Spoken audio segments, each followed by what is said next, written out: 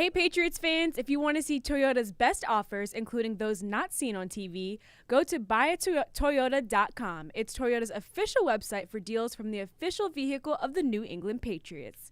Toyota, let's go places. Some of the content of Patriots Unfiltered may not be suitable for all audiences. Listener discretion is advised. The world's original podcast. Welcome to Patriots Unfiltered. We got Jerry Springer, firm for the Jeremy. Jeremy. Getsy. Would he be a good Getsy or a bad Getsy? We're 66% of the way there and probably 100% of the way there. 60% of the time, it works every time. Why do you question it? Because it runs extremely counter to something somebody told me. Oh, There was like a... He travels in circles. You would never realize it. He has little birds everywhere. Some of these straw men, man. Just they're because- like, I want to go to that this year. I always want to just go and listen. Why don't you just get Evan to talk? could. That'll clear the room in a hurry. Yeah. XY concepts. I don't know what he calls them. Oh, yeah. Leak. Pull pin. Pin pull. Pin pull. Pin pull. You can't pull before you pin. If you pull, you're going to have a bad time. It's pin pull. Even I knew that one. Oh, my Bob. Oh, my Bob. Oh, Not my. oh, my Bob. Oh, my Bob. Oh, my Bob. Oh, my. Oh, Like Dick my Enberg. Oh, Bob. my. Oh, my Bob. This is Patriots Unfiltered. Presented by Toyota's official website for deals, buyatoyota.com. Fun with live reads. All right. It is Tuesday here at Gillette Stadium, and it's Deuce, it's Tamara, it's Paul, it's me, Matt in the booth. We're talking Patriots, and there's a lot to talk about. Yeah. People coming in. We know all the OCs, but now we're adding other people. Yeah. Ben McAdoo. Ben McAdoo. Has that happened? There was another just... was it Pelissero? I believe there was just a recent report that it was Yeah. that they're hiring him. That, I know there was one, I think, Friday Montgomery. that they were like meeting with him. Yeah, Montgomery, I Jerry heard. Montgomery was That's done. Yeah. There's one from 37 minutes ago. Is it Garofalo? How you pronounce Yeah, his name? Garofalo. Yeah. Yep. He posted And what's that. he saying? Yeah. The Patriots are hiring him as an offensive assistant coach. McAdoo. Mm-hmm. And then Montgomery as offensive line coach. Right? Defensive line. Oh, coach. defensive line coach. Yeah. Okay. Yeah. So we still don't have, well, Clem is still here, but there's still a search for offensive line, or we're interviewing people, or? Yeah, well, I mean, Reese, tweeted out that Pellegrino and Brian Belichick, seem like they're in line to stay. Steve Belichick reportedly and Vinny Cincinnati going to Washington with the Huskies, reuniting with Jed Fish. So it seems like there's still some work to do on the offensive side of the ball, but the defense, other than linebacker, that side seems like it's coming together. So, Okay. But you're right, they need wide receiver, offensive line, tight end. Troy is still here, but I don't know what his Yeah. contract status is. Yeah. Yeah. So It was interesting. I heard that he was at the Senior Bowl, obviously. He was the offensive coordinator there, but he was like the only coach there that didn't have team apparel on. All the other coaches were repping their team except for Troy Brown. I think that makes sense. I mean, considering I'm sure that everyone here has to interview with the offensive coordinator to see if they are going to stay here. Or maybe he doesn't want to stay here. He wants to try somewhere else. Maybe. Well, the funny thing was one of the other coaches, I think, was with the Panthers with the Titans, and was wearing Titan stuff the whole time. And then while he was there, it was announced that he's going to be joining Green Bay staff. So I think there's a lot of that kind of going on right now, Yeah. guys. Maybe with it's just teams what he had and in his closet. you commit to it. You're kind of Yeah. in limbo here in early February, and there's still Yeah. moves to be made. But Speaking of people wearing stuff, have you seen the Gronk commercial with Lynch, and it's for Doritos or it's for potato chips? Yeah. Yep. Lynch is without any branding, but Gronk had a Patriots sweatshirt on. I found that interesting. I didn't notice that. I haven't seen it. Yeah. I mean, That's I was watching it, waiting for them to make like they should have handed the ball off to you. kind of Marshawn joke or Lynch something. had, he was like nondescript. He didn't have any, logo, and Gronk had the big Patriots logo across his chest. Huh. So I was wondering if they asked him to do that, if he asked to do that. Like, Interesting. yeah, it was interesting. I thought. Yeah, I didn't pick up on that, but Yeah, all the stuff I see, they don't have any shirts on at all. Just the way they like Gronk it. Gronk when and they're all those in the hot videos they tub. do, Gronk and Edelman and Yeah. Amendola, and man, I love it. They look great in their post career. They're holding on well. So, how are we feeling? That we, about this building of the staff so far? I would just say generally, I was talking general terms, especially with Jerry Montgomery, is, I've praised the Packers generally. And I mean, I think that's the theme that people are going through is that the Elliott Wolf influence. And, if you can do it the way the Packers do it, which is draft, develop, retain. I mean, that's kind of their model, and that's, what they've become famous for. So hopefully they're able to do that. I like him. I mean, I like Green Bay's defensive front. I mean, Kenny Clark, really good player. So you're getting, a guy who's had some success with those players. McAdoo, it's hard. It's almost like Van Pelt again. He's been around a lot. He's never really ascended to high level success on the offensive side of the ball. Certainly worked with Aaron Rodgers. I think the offense is going to be feeling it out. I have high expectations. The defense with DeMarcus Covington and the staff that they're putting together with Pellegrino and Belichick are on the back end, that they'll be able to figure it out. But I think the offense is going to be a work in progress, and we're going to have to wait and see how exactly this is going to come together, how they're all going to kind of merge their different philosophies and ideas. I still just kind of feel like I'm holding my breath to see how that all kind of turns out, who their quarterback's going to be. I mean, there's so many players to be added, and they certainly have added a bunch of coaches that have been around the league, but nobody that says, oh, this guy is a slam dunk, this is going to take our offense to the next level. You're hoping that these guys with varied experience can all kind of work together and put something new together. I think, we've been on the right track because we were just talking last week. They really need some experience. They need some people who've been there, done that in the room somehow. And I guess they agree, right? Yeah, it makes sense that McAdoo. I just don't like the individual. I think there are other options that I would have preferred. But I can understand the thought process of an experienced guy to sort of help some of these guys, because really Van Pelt is the only guy they brought in with any substantial experience anyway. Right. And Montgomery a little, and, right? And Elliott How Wolf many years is Montgomery been around? He has a little too, right? Yeah. No, he's been with Green Bay quite a bit. I mean, he seems pretty well respected. And Elliott, it seems like they're leaning on Elliott Wolf to get this done. Yeah, and that makes sense too. He's the only guy who's worked outside of the building. Yeah. Extensively. And this is the way the NFL works, though. Whether it's good or bad, like everybody, falls back to their comfort level. They fall back to people that they've worked with before, that they know how they work, they know their philosophy, and it's a comfort level in the NFL. And once you're in, if you don't burn any bridges, you'll always have a job, with your connections. Yeah. I mean, it's like I said. I mean, there's part of me that's certainly just intrigued that they have. Where was like a Bob McAdoo type a couple years ago when they had Matt Patricia? Where was that kind of experienced offensive guy to oversee things a little bit? Because Bill, same thing. But his circle, he wanted to stay within his circle, and people don't want to come to work every day and have to fight. They want to come to work with people that are on the same page, and it's not a philosophical discussion every day. They just want smoothness, because there's enough to deal with the players. They don't want to have to deal with each other. Yeah. And so there is that fall back to, what's comfortable, what do I know?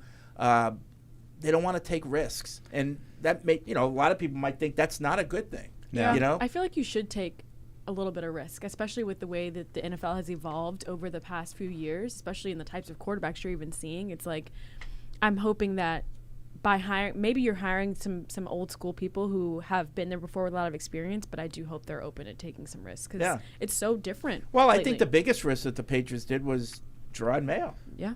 I mean, that's a big risk, and now we're trying to make sure that risk pays off. I am intrigued because I wasn't here for you guys' emergency podcast on Friday with the hiring of the coordinators. I am intrigued to see, why they hired him so fast. After one interview, they were so intrigued by him that they hired him so fast. They didn't let him out of the room. Yeah. When there's so many people like Eric Bieniemy, for example, it's like, why didn't you bring him in and at least talk to him? Because he's been a guy who's been up for head coaching jobs for a while. So. Yeah. I'm just wondering how much input Gerard Mayo is going to have in the offense, and what this is.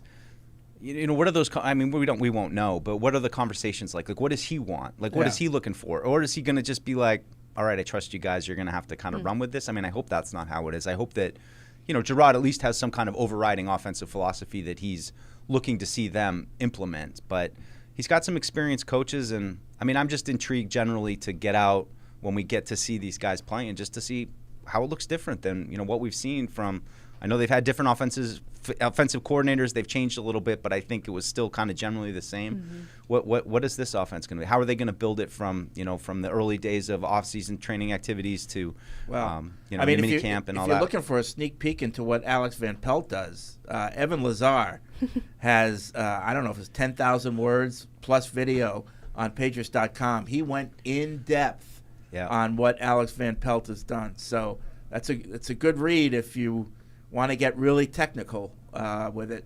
Good job by him. But we'll see what he takes from from those things, and does it have to marry to something that Gerard believes in, or does it have to marry to whoever the quarterback is? That's what I was going to say. I feel like it's going to have to marry to whoever you pick. Right.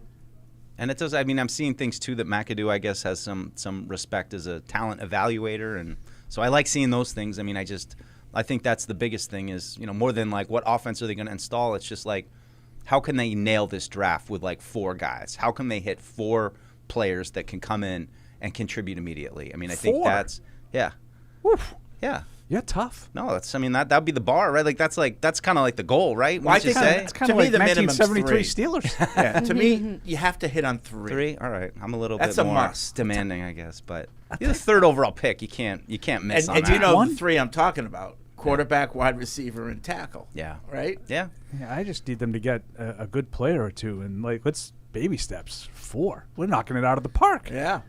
Hey, what do you want me to do? I gotta shoot for the sky. He's shoot for the tough, stars. Tough grader. Well, if that 4th guy can be just a contributor, he doesn't have to be, Well, just start with the first 2 picks. I mean, even if you stay at 3rd overall and 34th or 33rd, I mean, I don't think it's too much to ask that those 2 guys step right in. So there's 2. I mean, that's that's the baseline. If you don't have at least those 2 guys, they'll play. I mean, I agree. They'll step right in. I'm talking about like knocking them out of the park, nailing the picks. Yeah, that's hard. Yeah. 4 guys that. Oh yeah, we're due, Paul. We're due.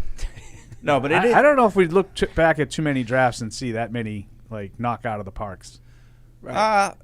Well, what about 03? They got Copeland starting center. Asante Samuel stepped right in at corner and contributed. I mean, maybe not star. Ty Warren.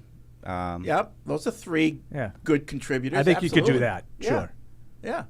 There's opportunities, though. I mean, you could draft a tackle. We're looking for a franchise quarterback. I think Eugene Wilson. A wide receiver. Aren't we looking for a wide receiver 1? Mm-hmm. Sure. Yeah, but that's what I'm talking about. And a tackle. You can get like a guy who plays tackle. Right. And you can get Ty Warren, but are you going to get Jamar Chase? Yeah. So what do we make of the report that has came out? What was it, 3 days ago, of saying that if Elliott Wolf is running the show, that the Patriots will take a good hard look at drafting a tackle at 3. Paul and I we're the same. I don't think you can draft a tackle at 3. Why did they draw the correlation between Wolf and tackle? That's just his style, or how do we know that? I mean, my what I was assuming the point they were trying to make is that's kind of like the Green Bay way. I think it was a report, right? Yeah. With someone saying that they had talked to somebody. Mm-hmm. Wasn't it Athletic? Wasn't it from the Athletic? Yeah. So, I don't know. I just think it's hard to take a tackle at 3. And I mean, whoever's mock draft went out yesterday on NFL.com, and there are 9 tackles in the first round. So it's, it goes like this is the bigger philosophy discussion, and the same thing applies to Marvin Harrison and this receiver draft class. Is when you have a big group of guys, how do we feel about get the best one versus we can get one of these guys and we'll be fine. Like at this point, I kind of am like, if we stay at 3, I think I'm saying it should be Marvin Harrison right now as we sit at 3. If you stay there, that to me, regardless of everything that's being overthought about drafting a wide receiver, like you have a chance at one of 2 probably generational players. I mean, I said similar stuff to this on Friday, but well, and you can point to everything. There's plenty of tackles that went in the top round that never won in the playoffs. There's wide receivers that never won in the playoffs. I saw some reports out of the Senior Bowl that there's at least 3 guys that do not believe that Marvin Harrison is the best wide receiver in the draft. When you say guys, you mean other scouts? NFL teams. according to this guy that I saw on Twitter yesterday, 3 different teams have said that they have Malik Neighbors ahead of. I don't totally Harrison. disagree with that. If that's the case, then the Marvin Harrison hype was just hype, because I don't think it's just hype. I think he's really good. I know, but we were told there's no one even close. It's a no-brainer. Yeah, that's where I have been sort of reluctant to embrace. But like, now you how much better is he than Odunze and Neighbors? And we were told and Lad McConkey. And we were told, months ago, there's not even a comparison. Yeah, it's him and everybody else. Well, how long have you sit here asking how do we get a number 1 receiver? And we've got all these like Fukakta methods of, well, we'll trade for a guy going into his 5th year method, or in his 5th year. Oh, we'll go trade a second round for A.J. Brown and get like. Isn't there an argument to be made like, hey, let's just stop looking for the number 1 receiver and get him? Like, there is an argument maybe Neighbors is, right. and I'll be the first to say that when I come to these guys with a blank slate, I watched Neighbors and I was like, holy crap, this guy is really, really good. And that's when you realize it was pronounced Neighbors. And I'm like, this Nabbers, who's this guy?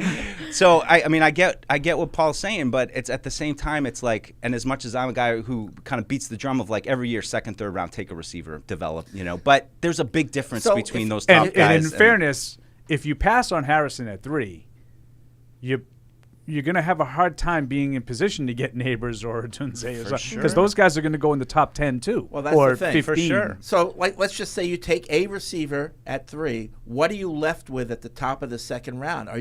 I think you can still get a pretty good tackle, right? I would think so. But I would think so. Per that mock, you could be the 10th. You could have the 10th best tackle at that point. So now we're through 2 rounds. And we don't have a quarterback, and that's what people are worried about. Now I'm like, I feel like I'm even more like confused, because with the Commanders taking Cliff Kingsbury, then I'm like, okay, is Caleb Williams going there, and then is Drake May going to be available at 3, and then do you take him at 3? Yeah. Now I'm just. Those are the wild cards. I think if Drake May was available or Cable, yes, I would take him. But in terms of what's worth taking at 3, I would just say go for the number 1 receiver. I think it's too soon to take a tackle. But, you're not going to come out of this draft like knowing we checked all 3 of those boxes. What if you draft down and can you draft down and end up with 2 first-round picks? Is there a way to do that? Trade down and get 2 first-round picks? Within this year? Does anybody, Chicago. Does anyone have 2 Isn't picks? Chicago the only team with 2 picks? Yeah. So no. But I did get someone in the mailbag today. But you could draft down, get a second, you get the pick that you trade with in the first, and with that extra pick, you package your second in that to get back into the first round. and grab one of the quarterbacks. But then what are you going to do?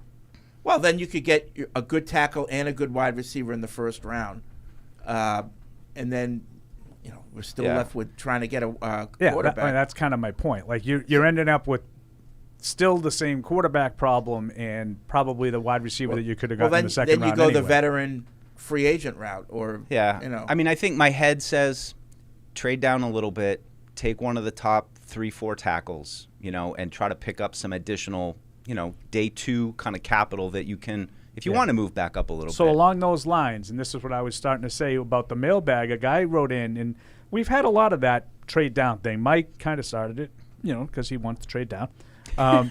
No, I'm not. Normally, I go all Eric Scalavino, and I do not want any part of trading down. But I do understand in this particular situation, if you don't like the quarterback that you're left with at 3, then maybe moving down is the right thing. But specifically with Chicago, to go from 3 to 9, and he brought up Justin Fields, the emailer. I would give his name, but I forget the name of the poster who sent that into the mailbag today. And I hadn't really heard anything specific to, I just hear trade down, take a tackle, whatever. But this is specifically trade down from 3 to 9 and get Justin Fields. And they say they're looking for like a 2nd or 3rd round pick. So if you give them 3 to switch places with 9, now they have to give you stuff. Mm-hmm. And if you can maybe hold them over a barrel and get some, because they probably would take Harrison, with their first pick. So then if you can get, to 9, you could get a really good tackle or a really good wide receiver, whatever one you think is better, and probably add some other picks. But now that's contingent on you thinking Justin Fields is the veteran guy that you want to bring in. Yeah. And I don't think that everybody is in agreement on that. No, and I mean, it's so hard to watch the parade go by with all the tackles, with how badly you need a tackle, and to say we've got a generational kind of class, potentially. I mean, we'll see how it works out. No, but you're right, because just like every other position, there's going to be some that hit and some that are going to miss. You're going to get your Robert Gallery, and you're going to get your Jeremy Tunsil. Laramie Tunsil. What's that? Laramie Tunsil. Laramie. Who hit. You're counting him as a hit, Yeah, right? Okay. exactly. So you get one or the other. Yeah. No, it's and I mean, I feel similar about the wide receivers, more so just the top group of them. I feel like you get past a certain point, but it's limited quarterbacks this year, and I don't know. I to be honest, I don't really, beyond like May and Daniels, like it's hard to really love Bo Nix or J.J. McCarthy. No, after what I saw last week at the Senior Bowl, absolutely not. I mean the kid from Tennessee, Joe Milton, it's these guys aren't going to be a star quarterback in the NFL that's going to take you to the, so. Maybe we can trade for Connor Stetson or whatever his name is. Stetson Bennett. Oh, yeah, from him last year. Stetson Bennett. No. It's enough for me. No. Connor Stetson. I don't know where I get that. Yeah. Sounds about right. From what I saw at the Senior Bowl, Bo Nix was probably one of my least favorites there. Yeah, rough. Like, he just didn't do anything for me. Rough day for him. A rough few days. Few days. Yeah, you were down the Senior Bowl. Yeah. Working for another company. Tell us about it. Yeah. Wow. Yeah. Thank you. A couple Fred. other companies. You were? Yeah. Yeah. Did you have a good time? I did. It was Yeah? nice to see the sun for once. I Yeah. forgot what that looked like. We haven't seen that here in a month. Any good vittles down there? What's that? Food. Oh, yeah. Food. Great seafood. Yeah? Great seafood. Really? Yeah. In Alabama? Mm-hmm. Oh, it's on the Gulf. Oh, okay. Why are you so surprised about that? Get the soft shell crab. No, I had some flounder and shrimp. It was Flounder? so good. So good. Cape Cod. I used to catch those in the Oh, yeah. bay. That's where you Sure. get the flounders. I had some and great fried Use the food. drop reel. Yeah. Just sit there on the albatross. Yeah. I went out at, oh my God, the Albatross. Freddie. You know it well. Come on. It's Oh the my Seward God. Harbor. Let's Paul go. wants Yeah. no parts of this.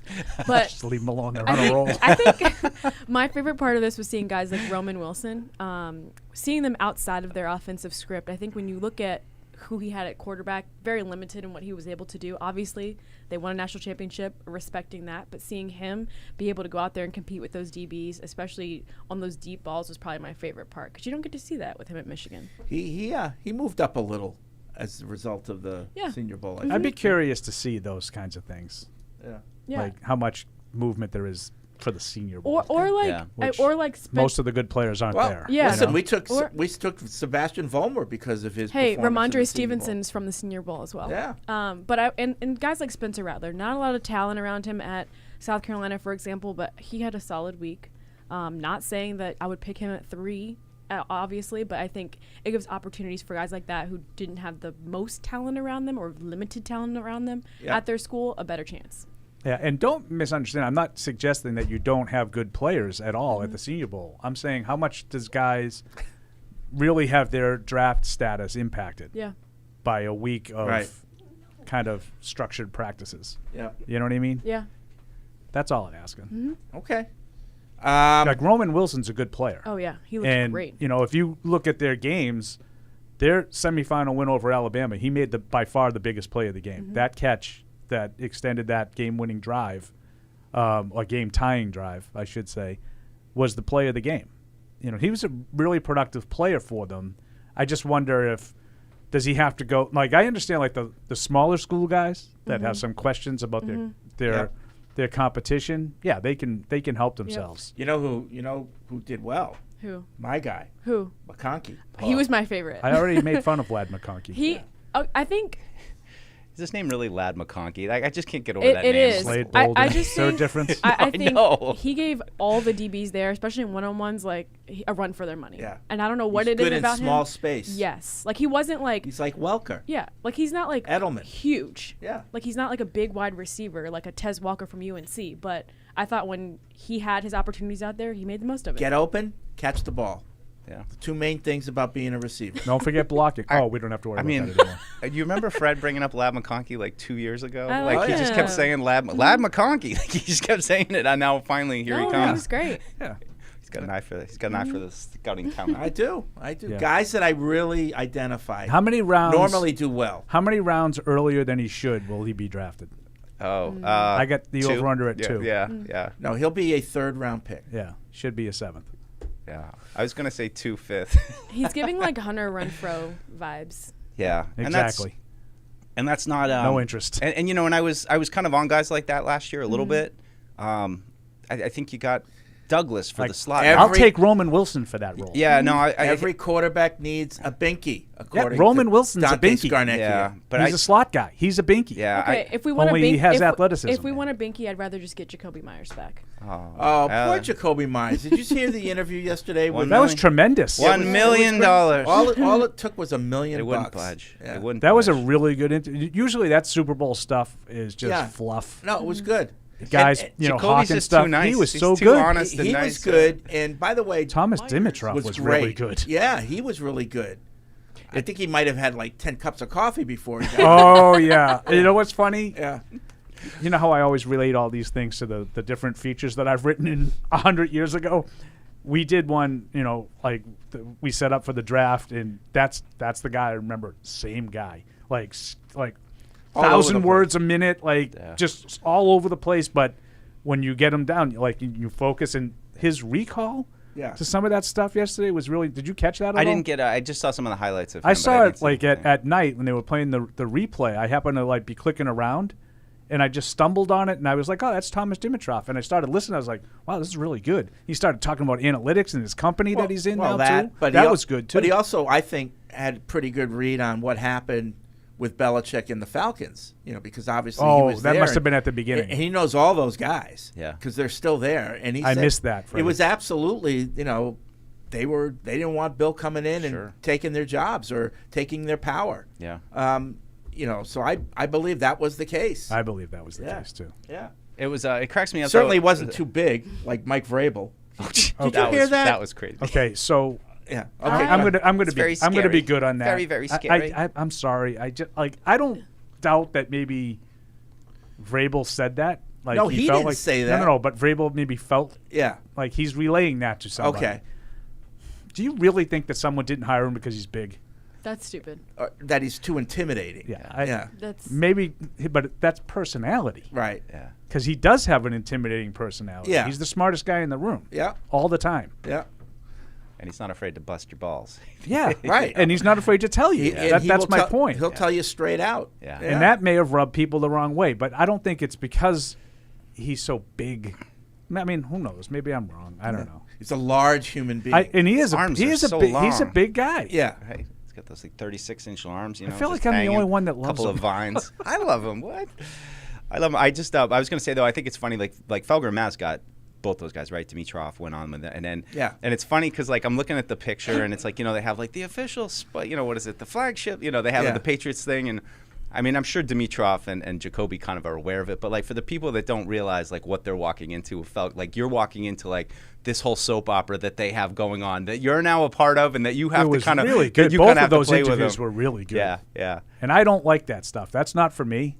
I don't need the whole. Right, and they're guys selling a shake drink or something. He's selling salsa and he's making his way.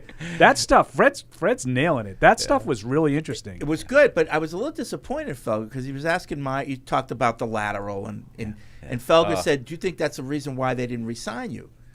Felger knows better. He was the originator of the Mac Jones 5. The reason one of the reasons why they didn't resign him is because he spoke out. Right. He also knew that didn't have anything to do with it. Right, so but he wanted to hear him say it. But why didn't he say, he should have brought that up. You were vocal. Why do you think that had anything to do with you not He being should have listened? brought that up, absolutely. Did he ask him about Mac at all, generally? A little bit. No. I don't think he did. He talked about Juju Smith-Schuster, though. Yeah, I saw what he said about Juju. Yeah, Football's catching caught up up to him. Yeah. He said, You're not wrong. Yeah. That's about right. But I thought that was good. And, if you can get 4 more days of those types of interviews, that's worth sending them out there. It'll probably go downhill. But those are two but pretty that's good a ones. Monday. I mean, Usually in Monday. the middle of that, I think they had Pete Shepard on. Well, especially with Bill gone, you feel like some of these guys might be a little bit more, willing to come on and chat, because they that's a know good point. that, it's not, there's not going to be held against them in the Patriots anymore. It's, kind of post-mortem. So. Yeah. Okay. So I thought that was pretty cool. Dimitroff telling that story about how when he first came and they wanted him to present safeties, Right. Did you see that? I think I did. So this is back like in the early, the 2003-ish.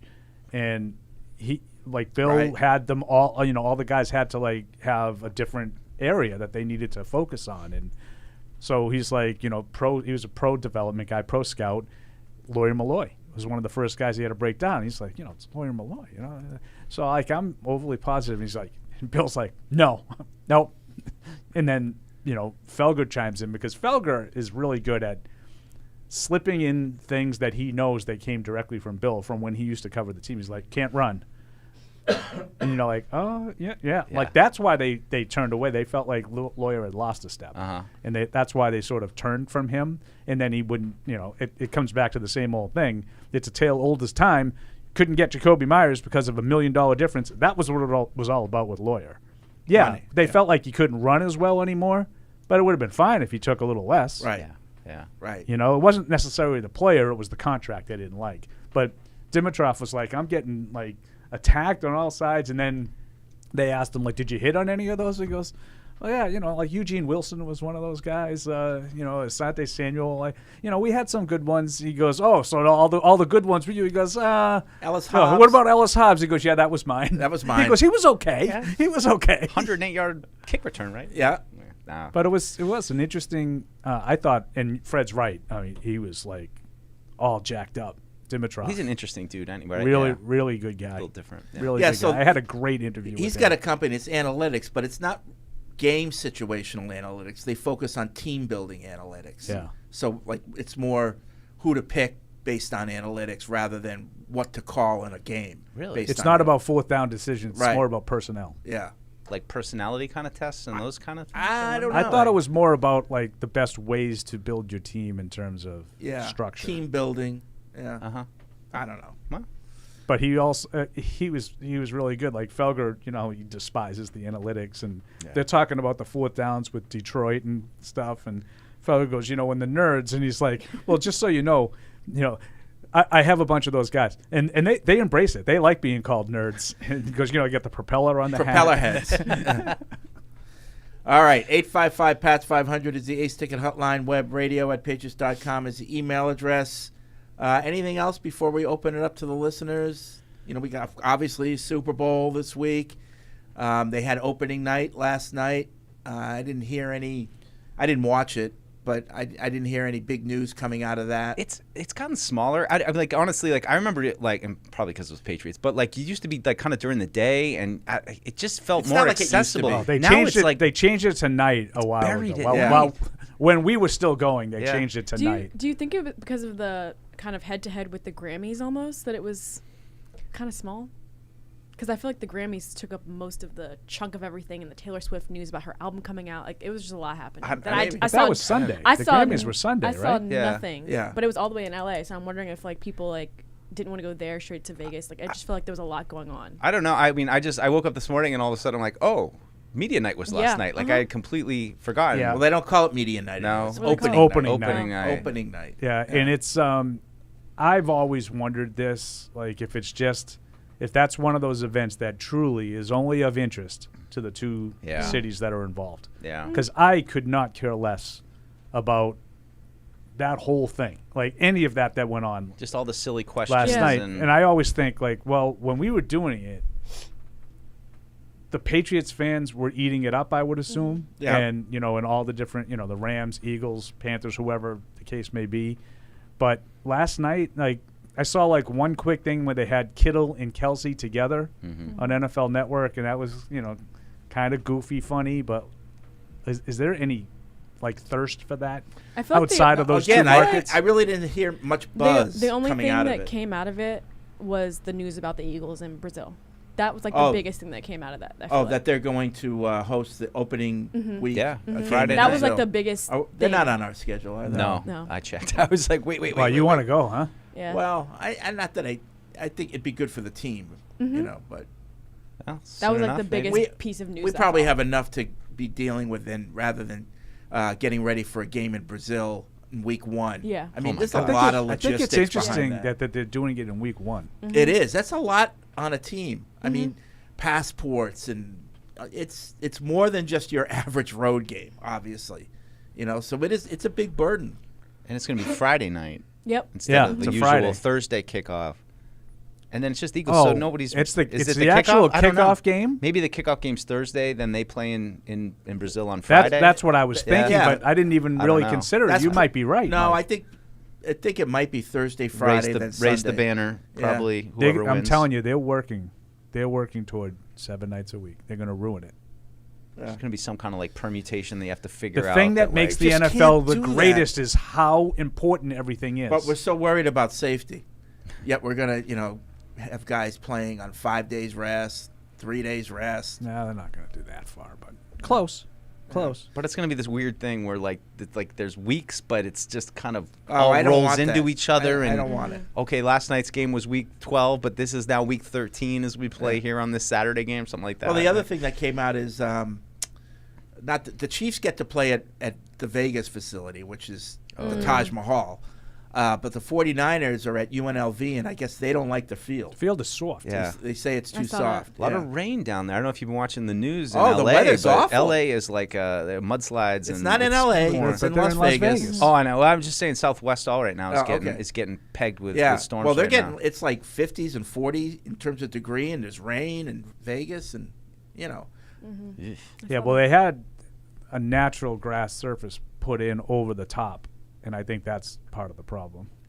just too soft. Yeah, it's too soft. Well, I hope that no one. But gets I like hurt. how they said, we're going to be fine. We're going to deal with it. But then why are you what is the point Well, of there the was a complaining? year I think it was in New Orleans, and we were practicing. I don't think it was Rice, but it might have been, and we didn't like the field, and they switched us to another facility. Yeah. Remember that? That's I interesting. don't, but I think believe it, you. Yeah, I think it was the 2001 Super Bowl. There can't be a lot of options around Vegas, I imagine. I mean, UNLV, what else? Are there any other? No. I remember when I was in Miami, Where's when the Super Nevada? Bowl was in Miami with these two teams. One of them practiced Arizona? at Miami. Go to Arizona, maybe. Reno? The University of Nevada. Where is that? Yeah. It's far. It's like 3 hours away. Okay. Oh, Nevada. Yeah, well, they're in Las Vegas. Yeah, Mike, yeah. again, they're not in California. Yeah. They're It's in all Las the Vegas. Yeah. Reno is Deserts, no Reno is water. like three and a Los half away. Los, Anybody in LA, it's crazy there right now. I was watching the news last night. It's all, all the canyons are just flooding, and Like the LA River is 6 just feet of raging, rain. and it's crazy out there. It's crazy Stay hearing safe, y'all. all that rain in a desert. It's weird. And then it's just extreme. It's they have no rain, and then all of a sudden there's a ton Right. of rain. But All right, 855-PATS-500. Let's get to the phones. We have people holding on here. Zach is in California. What's up, Zach? Any mudslides where you are? I would never complain about weather in California to a bunch of people who live in Boston. Okay. Obviously, with the Super Bowl coming up, with the Chiefs being in another one for no reason, I was just hearing a lot of people say that they're comparing the Chiefs' current dynasty in quotes to what the Patriots had for so many years. And I know, but besides Fred, none of you really care if the Chiefs pass the Patriots in terms of dynastic greatness. But I was wondering, what if the Chiefs had gotten Andy Reid and Patrick Mahomes in 2010? What do you think that decade would have looked like? And I'll take it off the air. Okay, it's a good question. 2010.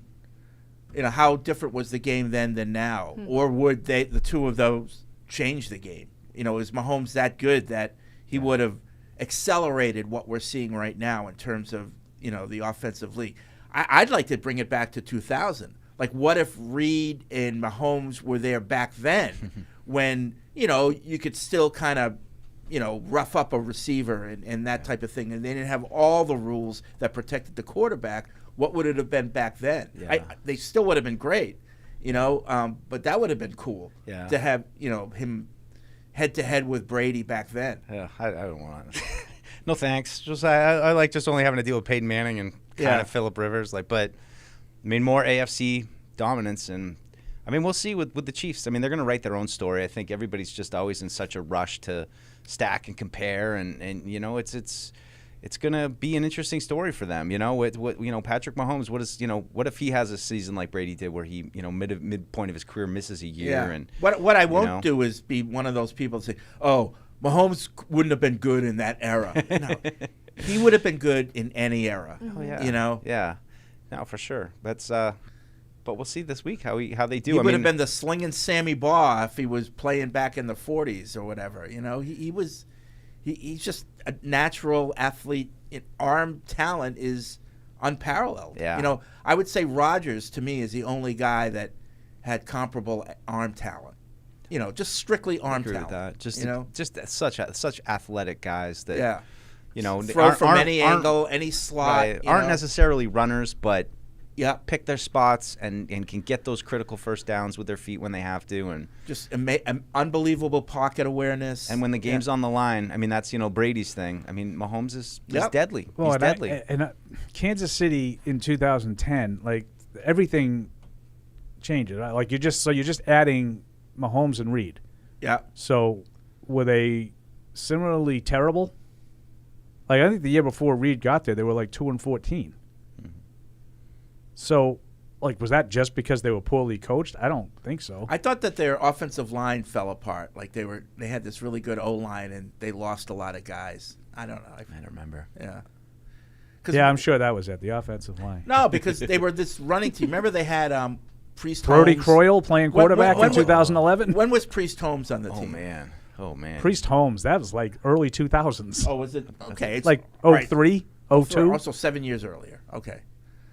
8 years earlier if you're going by 2010 to 2002. You had like the Matt which Castle, is a whole different generation. Matt Castle 09 year. That's kind of more what. That was the last time I think they were any good was 09. Yeah. And then there was a gap after that. I think they fell off in 10. I think 11 they might have had like Tyler Palko playing quarterback in a Monday night game here against the Patriots. And then did they Alex Smith, what did he get there, like 11, 12, somewhere in there? Alex Smith was like 13, I want to say, and that's when they got better because he was a real quarterback. They started to win games. Yeah, when they got Kelsey. And then they brought in Reid. Like that was another trade. Like people just think, oh, you get the team and then you build it around them. Or you make a trade for the former number 1 overall pick, who I know if the number 1 overall pick doesn't actually do anything with the team that actually takes him, he's irrelevant from that point on. Alex Smith was a really good player. Was he great? Was he Mahomes? No. But he was a really good player who had success with 2 different teams. Don't ask one of our PR people that.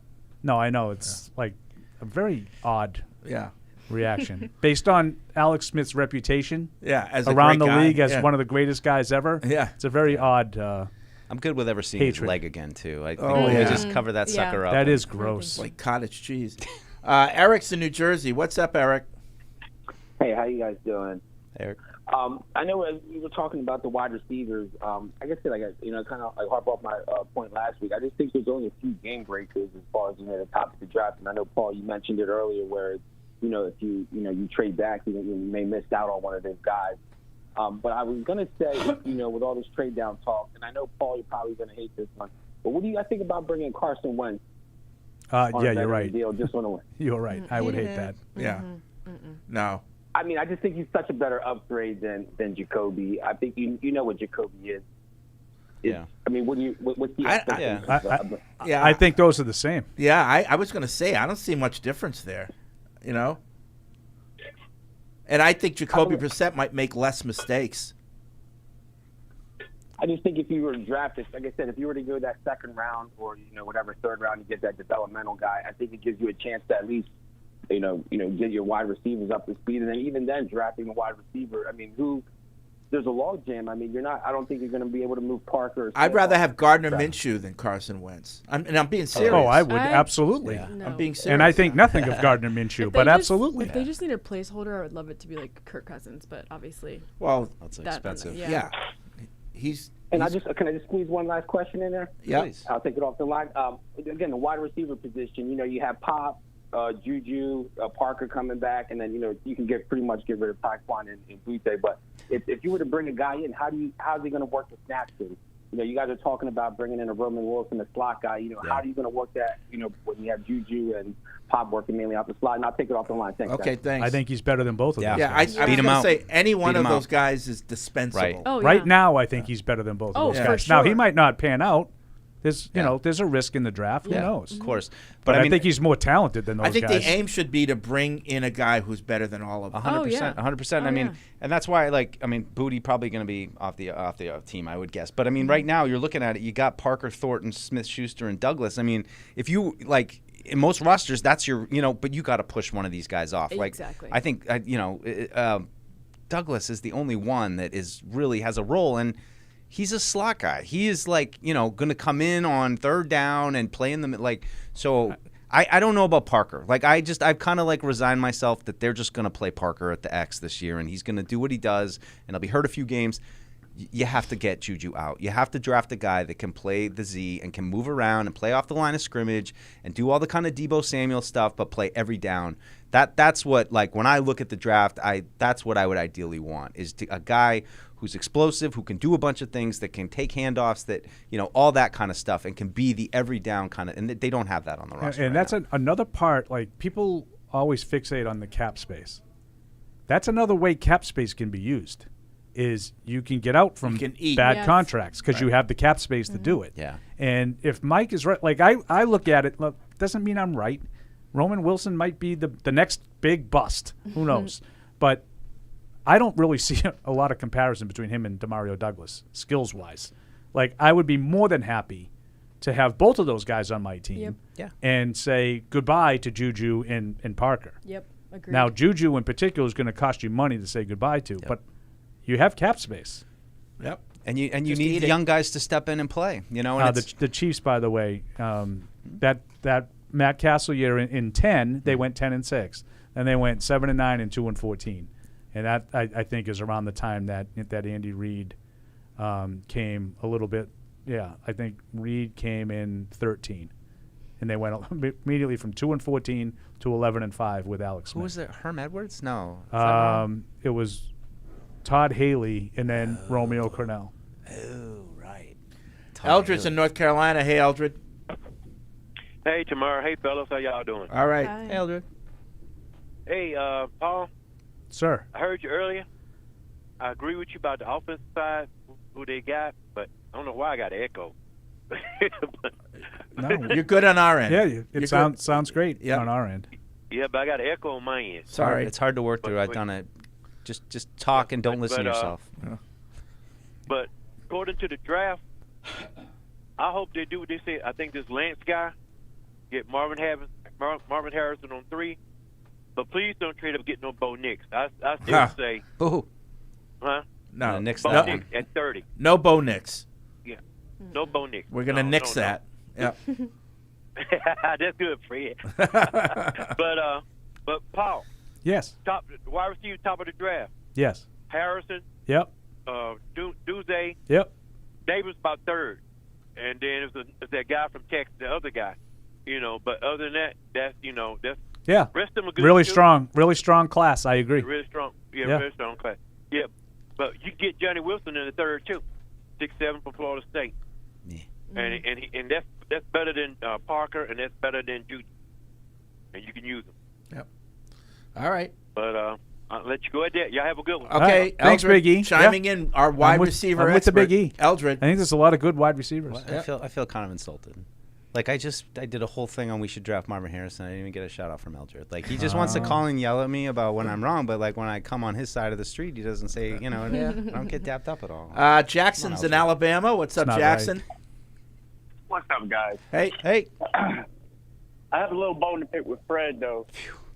Don't we all? Pick it. Why you feel like there's no good food here in Alabama? No, seafood. There's good seafood in Alabama, Fred. I know, but I don't. When I think Alabama, I don't think seafood. I'm sorry.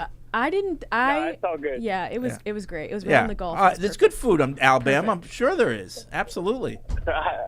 I just feel like sometimes you're not giving us Alabamians the credit. Oh, listen, my father-in-law's from Bruton, and he made ribs like you would die for.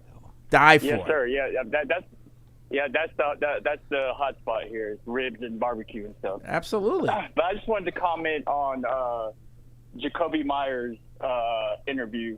I was just totally heartbroken with the whole thing. I just felt like that's a situation where we have created this man, and he wanted to stay here, and I just felt heartbroken for him in that situation. I just wish he was still a Patriot, and we could really use him right now. I feel heartbroken for me. I think he ended up in a better place, but we all here, we wanted to keep him. His father was a regular listener and caller to the show. I mean, it was like we wanted Jacoby Myers. Yeah. You know? Yeah. Yeah, I totally agree. Yeah. All right. Thanks, Jackson. Sorry I insulted all Alabamians. No, it's just seafood. I don't think of Alabama and seafood. No. You know? But they're on the ocean, so as long as you're on the ocean, I'm not going to insult your seafood. Yeah, that's true. They're in the Gulf. I've also known too many people who have gotten sick at Red Lobster to ever eat at like that kind Red of Lobster, establishment. listen, they're not a sponsor. They should. The fact that seafood and Red Lobster in the same sentence, it's terrible. They are not. It's awful. I did not eat at a chain when I was in Alabama. Yeah. I ate at like local spots. The ads look good though. The ads look like, oh my God, look at that shrimp. Yeah, like, you get just the shrimp and they're the size of a dime. You know. Also, seafood is like my favorite food, and then after that, Italian. So like, I was in a great spot. Yeah. I like all food. You know. I do too, especially breakfast foods. Let's see. Matt's in Des Moines. Is that right? Matt. Yeah, Matt in Des Moines. Okay. There it is. How you doing? Hey, first-time caller, long-time listener. Thank you. You guys are great. So I got a couple of draft scenarios that I want to go through you guys. So first scenario, the Bears are going to draft Caleb Williams, which means that the Commanders are likely going to take Drake May, leading us holding the bag as far as, in my opinion, I don't think much of Daniels. So leaving us holding the bag. And so I would like to take Marvin Harrison Jr., but I don't know as far as quarterbacks go what you guys think we would do in that scenario. Yeah, I think at that point you're probably going the free agent veteran route and maybe drafting a guy late in the draft. You know, just a project guy. Yeah. Yeah. Yeah, I have to think too, if the Bears do take Caleb Williams at 1, that they're gonna have to do something with Fields. So I would see how much Fields costs. Yeah, I mean, you could have Fields and open Marvin to that. Harrison. I'm open to that. Yeah. I mean, I would dangle Marvin Harrison. I'd be fine to to take him. I mean, I'd really be fine to take Neighbors too. I mean, I think he's got a whole different kind of bag that's exciting. But can you trade down and still get Neighbors? Potential. I mean, how far are you going to go? But can't go too far. Yeah, but sure. Eight-ish. Yeah. I mean, somewhere in there. I'm not convinced that the Bears are going to take Caleb Williams at 1. I'm not either. Why? Because I think they might decide to hang on to Fields. Yeah.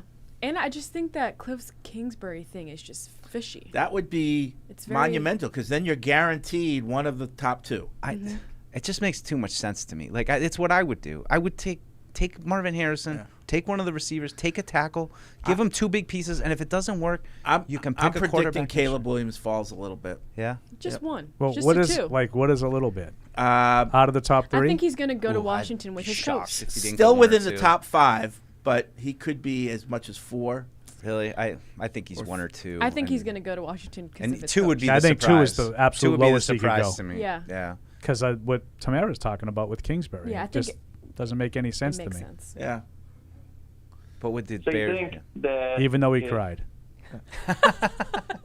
which Felger hammers him for too. Yeah, It's unbelievable. I'm telling you, that's why everybody doesn't like him. No, that's just one wait a reason. minute. Isn't Caleb from Washington? Like from that area? He's like, from it's D.C., just, like, yes. Perfect. The D.C. area, yes. That does make sense, yeah. And supposedly he put out another thing about I'm Chicago not gonna last believe, week. I'm not going to believe a single one of those until I see it come out of his mouth, because I think like it's when you start getting this draft misinformation stuff and everybody's like, well, actually he doesn't want to play there, or actually on our board he's not that high, or those kind of like misinformation things. What else, Matt? So second scenario is that the Bears are going to keep Fields, and so the number 1 pick is open for bidding. Correct. What would you guys give up to trade up? I've read that, we would have to give up like first, a second, and a third or whatever to move up. I'm like, in addition to the third pick. And I'm like, that's just too much. So I'll take it off air. I don't think it would be that Thanks, much. Matt. Now, the problem would be the teams that you're competing with to move to 1 could give more. Yes. Because they have to go further, they would be willing to give more, and then they could force you to give more than you want. Right. But I don't know, like, I'm not an expert with the draft chart and all that stuff, but I think it would be, I think there'd be some competition. It's gonna. I can't wait. I mean, we haven't been in really this position in a long time. I'm like the first 20 minutes of the draft, it's like, it's going to start, and we're like, here we go. I can't wait for the draft. I wonder how party. much will be done before we even. Well, I hope not. I hope they hold it. Where are we going to know? You think so? Yeah. I feel like it could be a situation like when Trevor Lawrence was coming out, where like you kind of before.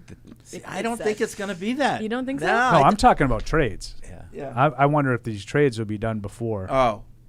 That could happen. Before the draft. Like, just wait till it starts. And then Yeah, and if that happens, then things could come out. Yeah. If there's no trading and the Bears want to take Caleb Williams, you'll know that before the draft. Well, I mean, that's the biggest question is are the Bears going to keep Fields or go for him? That's, do you think there's any chance they commit to Fields and say, look, we're going to stick with Fields? I mean, it feels like it would behoove them to not. And like, did I just say behoove? Isn't there kind of a like, just out of common sense, and I'm not telling you it has to be this way, but if the Bears are going to take Caleb Williams, isn't it in their best interest to move Justin Fields before the draft? Mm-hmm. Yeah. And that Get kind it of be into place. a tell. Yeah. I just find it hard to believe that you're not going to have any They're idea. going to wait till and we're on the clock. All right, who wants Fields? What's the bigger risk?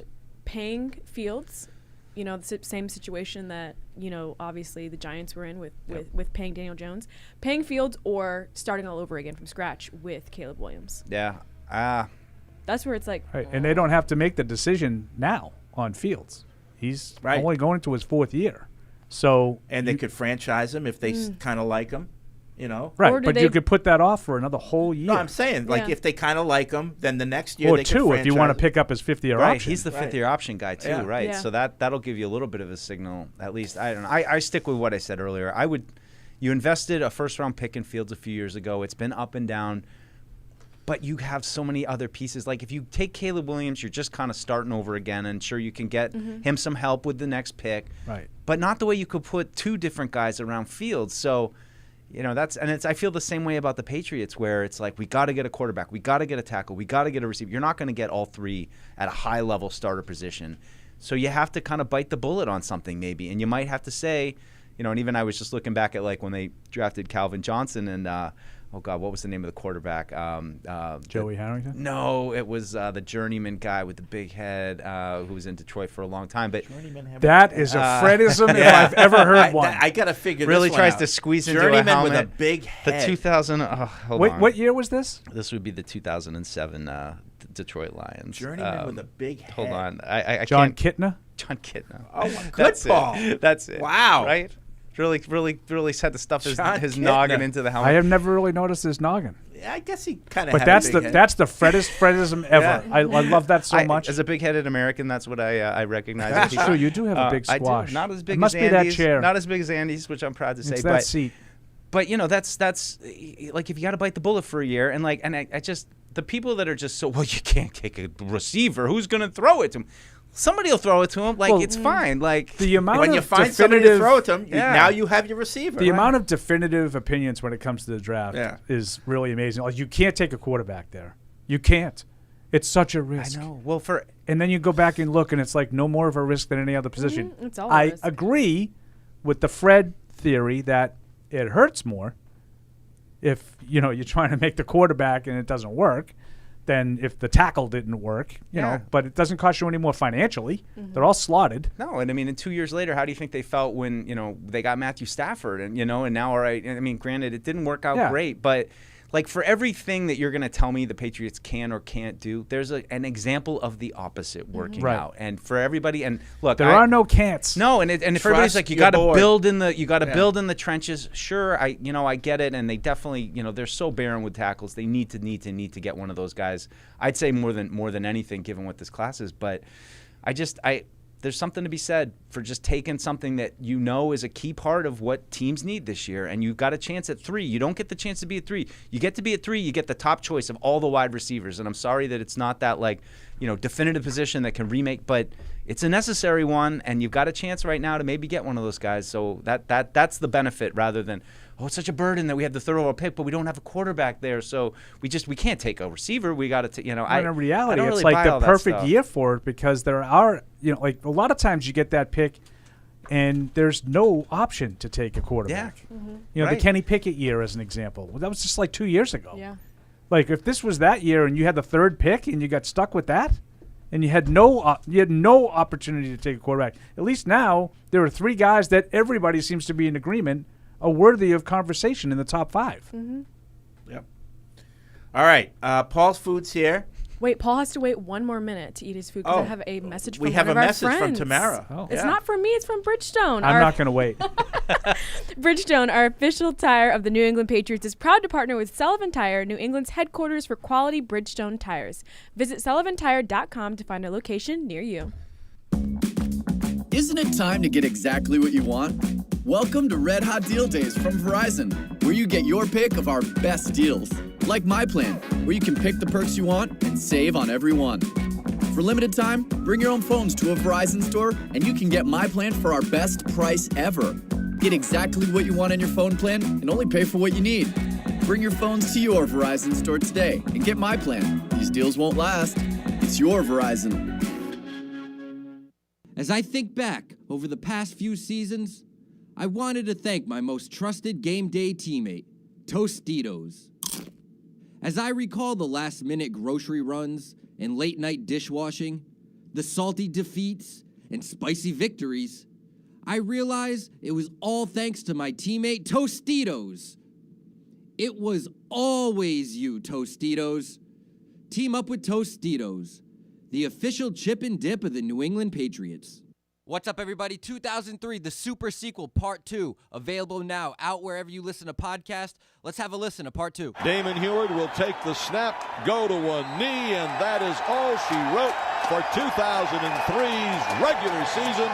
Now it's on to the playoffs as the Patriots try to make it 2 Super Bowl championships in the last 3 years. The Patriots would face the 12-4 Tennessee Titans in the divisional round, led by co-MVP Steve McNair. That is it. The Tennessee Titans have gone on the road behind Eddie George and co-MVP Steve McNair and that great run defense. Coming off a wild card victory over the Ravens, the Titans were a tough and experienced team, one that New England had beaten earlier in the year 38-30. The first win of their current 12-game unbeaten streak. And despite the fact that the Tennessee Titans, Steve McNair threw for almost 400 yards, and Tennessee had almost 450 yards in the game, New England wins it by the count of 38-30. But, like the 2001 divisional round, weather would once again be a factor with Arctic cold in the forecast. Deion Branch, Louisville. I'll say the night before the games, as we go and do our walkthrough, some of these crazy behind defensive players that we have on the team, Mike Vrabel, Willie McGinnis, Teddy Bruschi, all those guys outside with their shirts off, and they had a weather advisory for people to not be outside. And here it is, we're doing a walkthrough, and half of these clowns are outside with their shirts off. And Bill, it's just some of those things, man, the memories, you kind of think about those days, and that was a long time ago, man. And I'm very blessed to still have that great memory to think about those memorable moments, because that is what made this team, just having that opportunity to be on the field with those guys, just to do a walkthrough, shirtless, and everybody just like, Bill, this is what it is. We're going to face this. Matt Chatham, linebacker and special teamer. The guy that I would say is responsible for that is actually, just recently honored here, Mike Vrabel. So Vrabel is obviously known as a guy with an edge, a guy who loved to push the envelope, tough guy, smart guy, all those kinds of things. But, it's not as if at that point I hadn't played in a decent amount of cold games in my life, but this one was different than really any of us had experienced. And we had an in-stadium walkthrough the night before in Gillette, and Braves comes walking up out of the locker room without sleeves on, just with like the light sleeveless sort of practice T-shirt almost, and it's a helmets only practice. But the rest of us are all bundled up in like 3 layers of thermal and sweats and gloves and hats and all that kind of stuff. And Braves is just like sleeveless. And like, let's roll. He's gonna go through this sort of 2-hour thing. And I'm like, oh man. But then it makes you kind of feel like a jerk for letting him go through that, or go through it alone. So his rationale was basically, it can't possibly be worse on Sunday than what I'm going to feel like now. Scott Pioli, Patriots Director of Player Personnel. It was the first time that it was too cold to breathe through my mouth, so I decided to try to breathe through my nose. And I don't want to get overly graphic here. Let's just say that everything was frozen, and it like hurt the back of my head. It was so cold when you breathed in. But that was a really good Tennessee Titans football team. I'm glad we had them at home. You know, our team was built for our home venue at the time. And that showed up in that game, and then the next week against the Colts, because that was part of the goal. Be home, and that was something that Bill knew, right? Bill was a part of those Giants, and those Giants teams were built around, built for their venue, just like the Colts were built for their venue, so that Tennessee game, I'll never forget how cold it was. The time is 8:01 and the temperature 5 degrees with a wind chill of -3. Christian Fourier, University of Colorado. I am from the West Coast. I played in Colorado, but I am not used to the cold. And this was next level, historically cold. I remember going to a ski shop down in Attleboro, and I was looking for one of those old school one-piece suits you see the bobsled team wear. I was trying to find something because there's not a chance in hell I'm going to make it through this. I actually burnt my cleats. My cleats melted because I was putting them up next to the little those little burners that they have on the sideline, and my cleats burned. I had to change my cleats. In the end, it was really about just staying moving, and if you were actually playing, it was fine. Karen Guregian, the Boston Herald. I mean, they kept showing the thermometer on the field. It was like 20 below zero, and it was literally the heat was on, but it was still freezing in the press box, particularly if you were in the front row.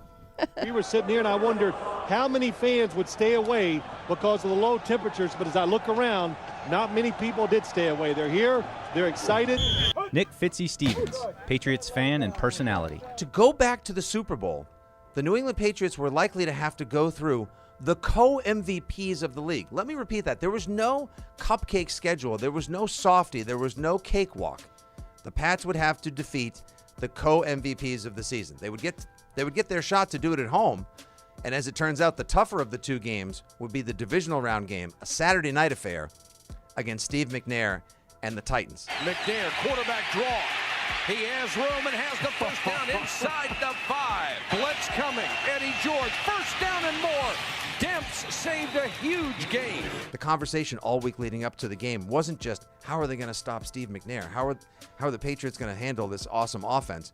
It was how can they play football in legitimate Arctic conditions? The opening kickoff at frozen Foxborough. The conditions did little to slow down the Patriots offense out of the gate, with Brady hitting Bethel Johnson for a 41-yard touchdown strike to open the scoring. Slot to the far side left with Givens to the near side right. He comes in motion, goes in motion from right to left. Brady in the shotgun, takes the snap on 3rd and 6. Time, fires down the middle, open, caught, touchdown, Patriots to Bethel Johnson. The Titans would respond on their next drive, with McNair hitting big plays to Derek Mason and Drew Bennett. Then Chris Brown tied things up with a 5-yard run. 2nd and goal at the Patriot 5. We'll call it. They give us to Brown to the right, tries to cut it back left, and is brought down in. Now he got it into the end zone. Touchdown. But the Pats offense would continue to hum early on, moving the ball on a second consecutive drive, only to see their reliable kicker Adam Vinatieri miss a 44-yard field goal as conditions continued to deteriorate. Ball is on the far hash mark. The angle will be to the right for Vinatieri. And make it a 44-yard field goal attempt where they set it up. The ball down, the kick is up, it is on the way, and it is no good. Teddy Bruschi, Arizona. Just so hard to score, when you get in elements, whether it's the snow in Miami or the freezing day, which is against Tennessee, was, it's going to be ugly. It's going to be back and forth. And why we won championships so often was there were just 3 or 4 plays that we had players that made them consistently all the time. And then it was a multitude of players that could do that. Deion Branch, Louisville. Unfortunately, during the course of the game, my guy Asante Samuels ended up having the frostbites. I mean, this was the craziest thing ever. I've never seen a guy with purple nails and stuff. And his toenails, his fingernails, Asante's from Miami. So, and I'm from Georgia. We're not used to that type of weather. But we went out and took care of business. All the other things will kind of get taken care of after the game. When someone accidentally threw away the school play costumes, oh no! Replacements were shipped with FedEx. And with picture proof of delivery, everyone could focus on the perfect opening night. FedEx, where now meets next. For residential delivery only. And now, great moments in history. But Connor McDermott's another guy that I've been thinking about. If they probably could just elevate him, but if they wanted to try to get him on the roster, then Calvin Anderson could be the odd man out there too. And that would be my first reaction. Would be like they still have, I think, 9 offensive linemen on the roster, right? I could just see Evan. Tyrone Wheatley went to IR. Yeah. I could but just then they see started Evan in with 10. bed. I guess we're not and talking he's got about his the hands roster behind anymore. his head, laying there, and his wife says, or fiance, Yeah. "What are you thinking about, Connor McDermott?" I mean, you like, you're totally not wrong. What about him? That's so sad. No, it's the meme. It's like the couple in bed and the girl's like, I he's bet probably thinking about other girls. Right. And then it's actually Connor Connor McDermott. Last night I was watching JT Bradley, if you're O'Sullivan's listening, make that meme. Mac Jones breakdown from last week, and she fell asleep and she wakes up and she's like, "Who are you talking to?" And I was like, JT O'Sullivan. Don't worry about it. That's another great moment from Hey Patriots fans, if you want to see Toyota's best offers, including those not seen on TV, go to buyatoyota.com. It's Toyota's official website for deals from the official vehicle of the New England Patriots. Toyota. Let's go places. All right. Good, Tamara. Working for your lunch. That sounded really professional right there. Andrew in the UK. What are you trying to say, Mike? Last night during NFL's opening night coverage, Maurice Jones-Drew was introduced multiple times as a Super Bowl champion while flashing his ring on air. You might wonder how a career Jaguar with a brief stint as a Raider won a Super Bowl. Yeah. Turns out it was part of the Rams radio team a couple seasons ago. This got me thinking, surely Fred and Paul need to be introduced as 6-time Super Bowl champions.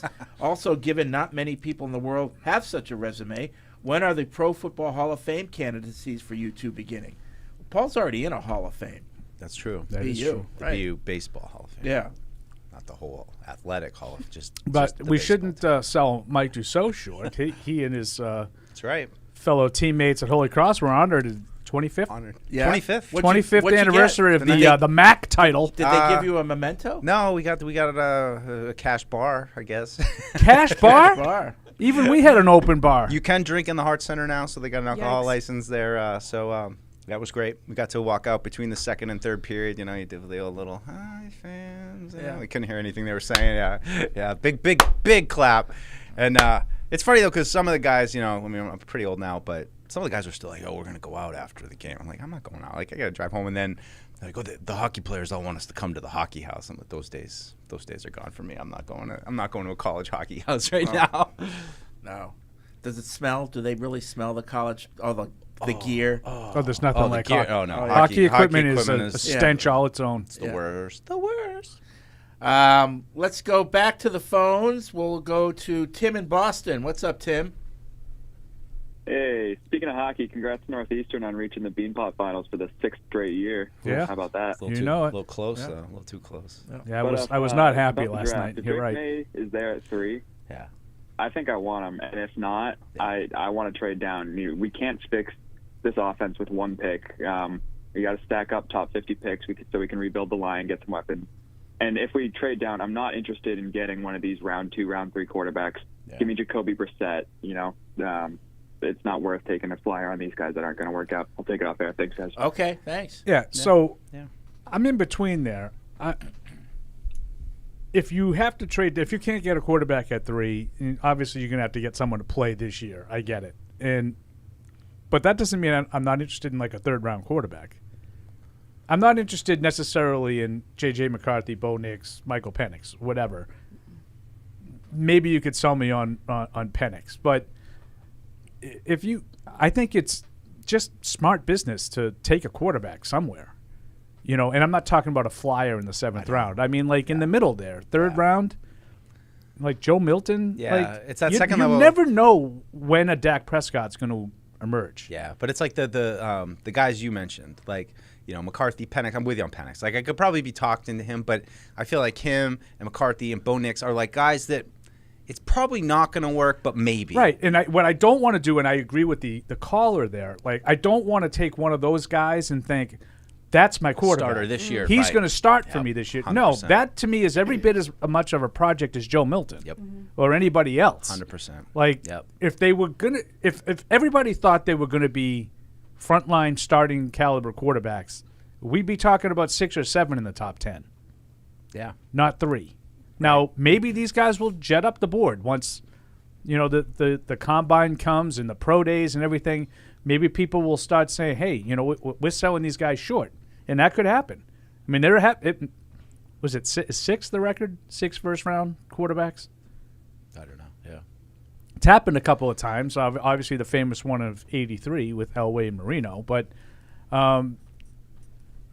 I'm not necessarily opposed to taking those guys. I just don't want to take a Bo Nix and say, there's my quarterback of the future. Bo Nix is taken with the thought of maybe we have something to develop there. Yeah. He's been productive in college. I'm not opposed to that. But he's in that higher ilk of guys that you couldn't wait till the 4th round to kind of take that. You'd have to take him at like least the whole in the idea round. of you trade up it back into the 1st round to get one of those. I'm not looking to give up resources to get Michael Penix at 25. Right. When I can just take Jalen Daniels at 3. Yeah, I agree with everything you just said, Paul, and that's why, just speaking in general terms, I see a lot more paths to come away with a receiver and a tackle in some combination over that first 2 picks than it is to really thread the needle with Drake May. That's kind of the only one. Who was the tall guy that I think he died? This guy with the big head, the tall guy. The tall guy that came out of Arkansas.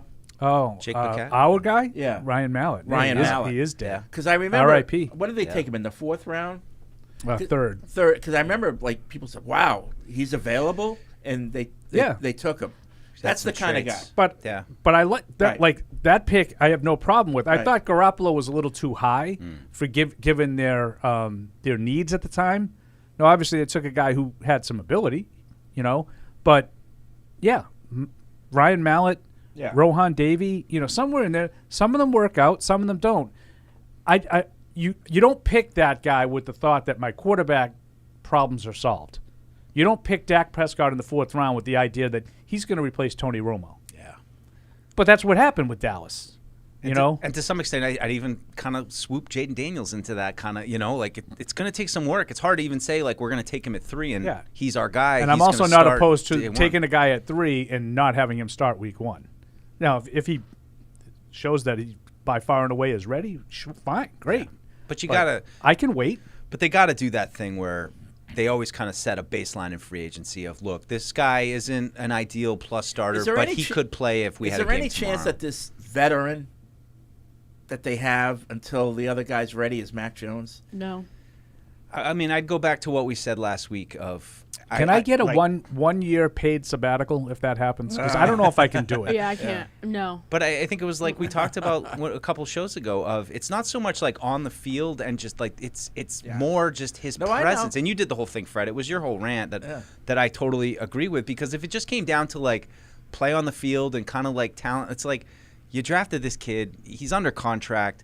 But I just think that in terms of trying to clear the palate from last year, that's kind of a personality you kind of have to move out. Yeah, I agree. I'm not interested in either one, but if I had to do it, gun to head, I would do Zappy. I would do Zappy, and especially because the locker room, the state of the locker room especially, I don't know how that's going to go over if he's the starter at the beginning of the year. Yeah, that's... And for the same reason, I don't want Zappy either, because I think there's Mac guys too. Yeah. Right. Well, so that's now, the thing. So now you're risking alienating those guys. Like, who's left? Are there more Mac guys in the locker room than there, Zappy. Like, I think David Andrews, I'm not sure where he fell. Mr. Andrews. But, he was certainly a Bill guy. Yeah. and whatever Bill said, that was it. But you wonder how many people left on the offense were Mac guys versus not Mac guys. Well, like Hunter Henry, he's a free agent. He was one of the Mac guys, right? Right. So, like, is his potential to maybe return here? Is that tied to somehow yay or nay on Mac? I don't know. I'm just kind of throwing scenarios out. Was Elliott Wolf a Mac guy? I don't know. It seems like he's. I would say any front office person that saw him turn the ball time over. in Green Bay. Well, he enjoyed practices briefly. He had a nice throw. That's true. Had a nice throw. Patty and Agawam. What's up, Patty? What's up, everyone? Hey. Little Patty.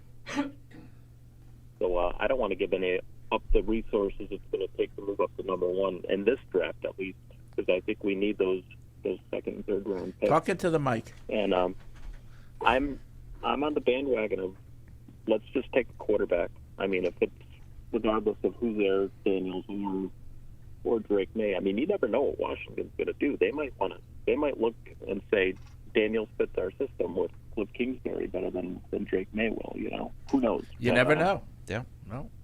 That could happen. You're on board with take any one of the top three quarterbacks. That's your. Yeah, and I'm with Paul too. Regardless of who's there, I would take Jacoby Brissett, and just he's a great veteran backup. If you need him to start the first few games of the season, he's there. He's proven he could play in the league. I mean, you probably don't want him starting more than a few games, but until the new guy gets ready. And what I don't want to happen is to go into the veteran market and sort of stagnate and be where we were in 2021, 2022, winning like between 8 and 10 games a year, and then you never know when you're going to be able to get your hands on him. Is the library busy today? Quarterback. Yeah. Okay. All right. Thanks, Patty. It's like he's next to the putting green at one of the tournaments. Bringing a veteran in, the reason I keep saying Brissett is he's a backup. I'm not really interested in like Cousins or Mayfield because of the money. And I think you could do better. I don't think you're going to – those guys are better than Brissett. Yep. Right? Like Cousins could come in and everything works out. He could win 7 or 8 games for you. But I don't think he's winning 12 or 13 and make you a contender. So does that – I mean, you can make an argument either way. Like, does that help more? Like you're establishing a culture with a veteran who clearly does everything the right way. I mean, everybody loves Kirk Cousins.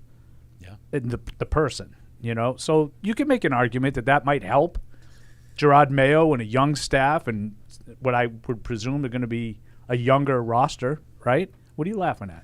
I'm just thinking how fun it would be this year if Baker Mayfield was the quarterback, and after every game that Baker plays well, Paul has, just rolling his eyes and shaking his head. But I got to give him his props. Yeah. I thought he played well down the stretch. I don't think he had as great a season as people think he did. I think they forget, some of the losses that they had. I mean, in contrast to what I saw from him when he played here with the Browns, and I just thought he's done. Like, this guy can't play anymore to what he is, which is fine. That's impressive. Because you forgot what happened that day. Yeah. He was playing that game with a separated shoulder because they were playing the Patriots in 2021.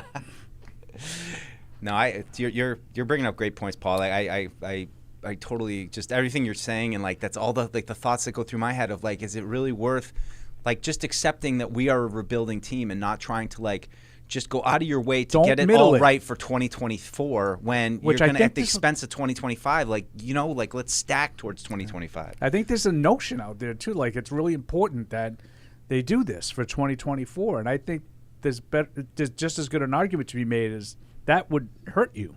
Yeah, and you think if of any year, Mayo's going to have a little bit of leeway this year. I would imagine in his first season, there's not really as much pressure. And if you kind of sell out to try to make it get to 7 wins this year, that's maybe being a little negative about it. But you sell out to get to 7 wins, and then I wonder how much money. Money's always a factor, but how they look at the cadence of salary. So let's just say you get your first big guy is a tackle, and that's who you use for your top pick.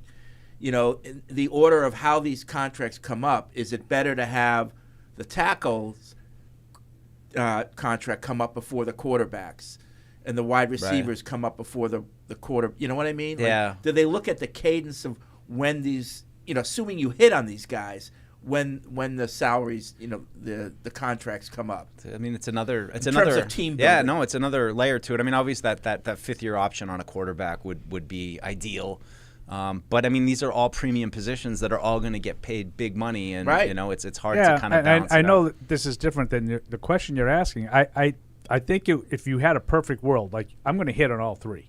I'm going to take in consecutive years a quarterback, wide receiver, and tackle, and they're all going to hit. Wouldn't you rather have the quarterback first? Because now you're maximizing the ability of the other guys. Like, you don't necessarily have to wait for the tackle and the wide receiver to develop as much. Yeah. But most guys, it's not a lot of C.J. Strouds out there. Yeah. Most guys need a little time before they're the guy. And you know what it looks like, and you know what you're trying to build around, rather than like if, like let's just say the Patriots came out of this with a receiver and a tackle and it's Jacoby Brissett.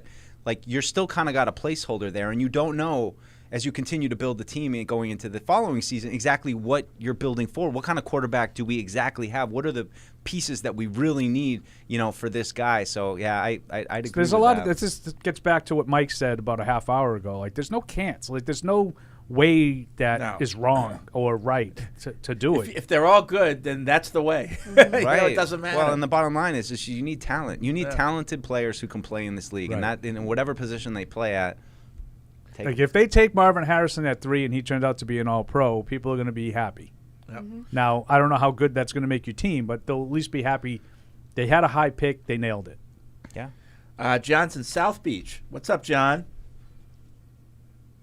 Johnny, are you muted? Johnny, South Beach. South Beach. Johnny, South Beach. No. Okay. Yeah. That's probably just enjoying the weather. He'll call back. I wish I was there. If I was in South Beach, I'd be distracted too. Teddy By is what, in, Fred? Teddy, the weather. Teddy in Gloucester, UK says, Seafood. am I missing something with the coaching hires? Apart from on defense, are my beloved Patriots attempting to hire any coach who has had a disappointing record in the last few seasons? Why should I be excited coaching-wise for the current season when we're hiring a special teams coach whose special teams last year was awful, or an offensive assistant coach whose teams were putrid on offense the last time he was coaching? Please talk me off the ledge, guys. Well, there's extenuating circumstances to everything. Well, yeah. I mean, I think. Such as? Well, like, for example, Alex Van Pelt. You can say, well, he lost his job in Cleveland. But according to people on the ground there, everybody loved him, and it was just a philosophical thing. And, he lost out to basically above Stefanski. People above Stefanski wanted to make a change. Yeah. Well, I mean, I don't know. I mean, I think there's a bigger debate too about special teams. Like, what do you do to fix your special teams these days? Like, do you go out and sign a bunch of veteran special teamers, or, I think probably the hope here, at least primarily with Springer, is that he can get the 2 rookie kickers on track, and that if guys are making their field goals and you're able to flip, have consistent punting, which we didn't get last year, consistency out of either of those spots, that that's the best place to start, rather than doing what the Patriots have done, which was go out and sign Chris Board last year, which didn't really make an impact. You brought back Cody Davis, didn't really change anything. So I mean, special teams are becoming less and less a part of the league, and I think you kind of have to prioritize how you want to attack that, and also realizing that like it's still special teams. Like, it's not how do we fix the punt return team? Like, well, Marcus Jones is going to come back, so maybe that'll help. Like.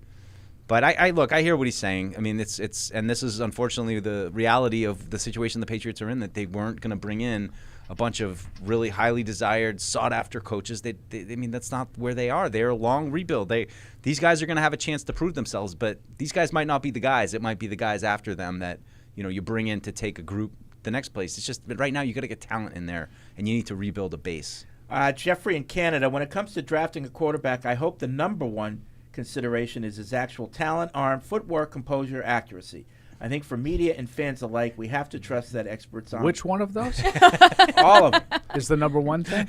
All of those things. Talent, arm, footwork, composure, and accuracy. There are other things to consider that might separate two players that are close. Which of the following are most important to you to separate two players who are close? And there's 4 things. Okay. The stats of the player, the success of the quarterback's team, did they have a good record or not, the competition he faced, and the level of talent of his teammates. did he do that with a bunch of 5-star talent around him? So stats, success of the team, the competition, or the talent around him? Which is more important to separate? In that group, I'd probably say stats. I mean, you can look at the other things within context, but if they can't put up numbers, then what are we even talking about? He's on a great team. So but he you doesn't like produce. Bailey Zappi? Well, I mean, but in the context of Western Kentucky, but I at would least say competition. But I kind of agree with Mike. I don't really think those 4 things are all. I am stats when they're not from Western Kentucky, if that makes sense. They're all. I mean, Like, these guys are all like from big through the time roof schools, statistically. Yeah. Right. I mean, Well, it's just, the only guy I ever saw that made the NFL was that guy that the Jets started this year, Tim Boyle.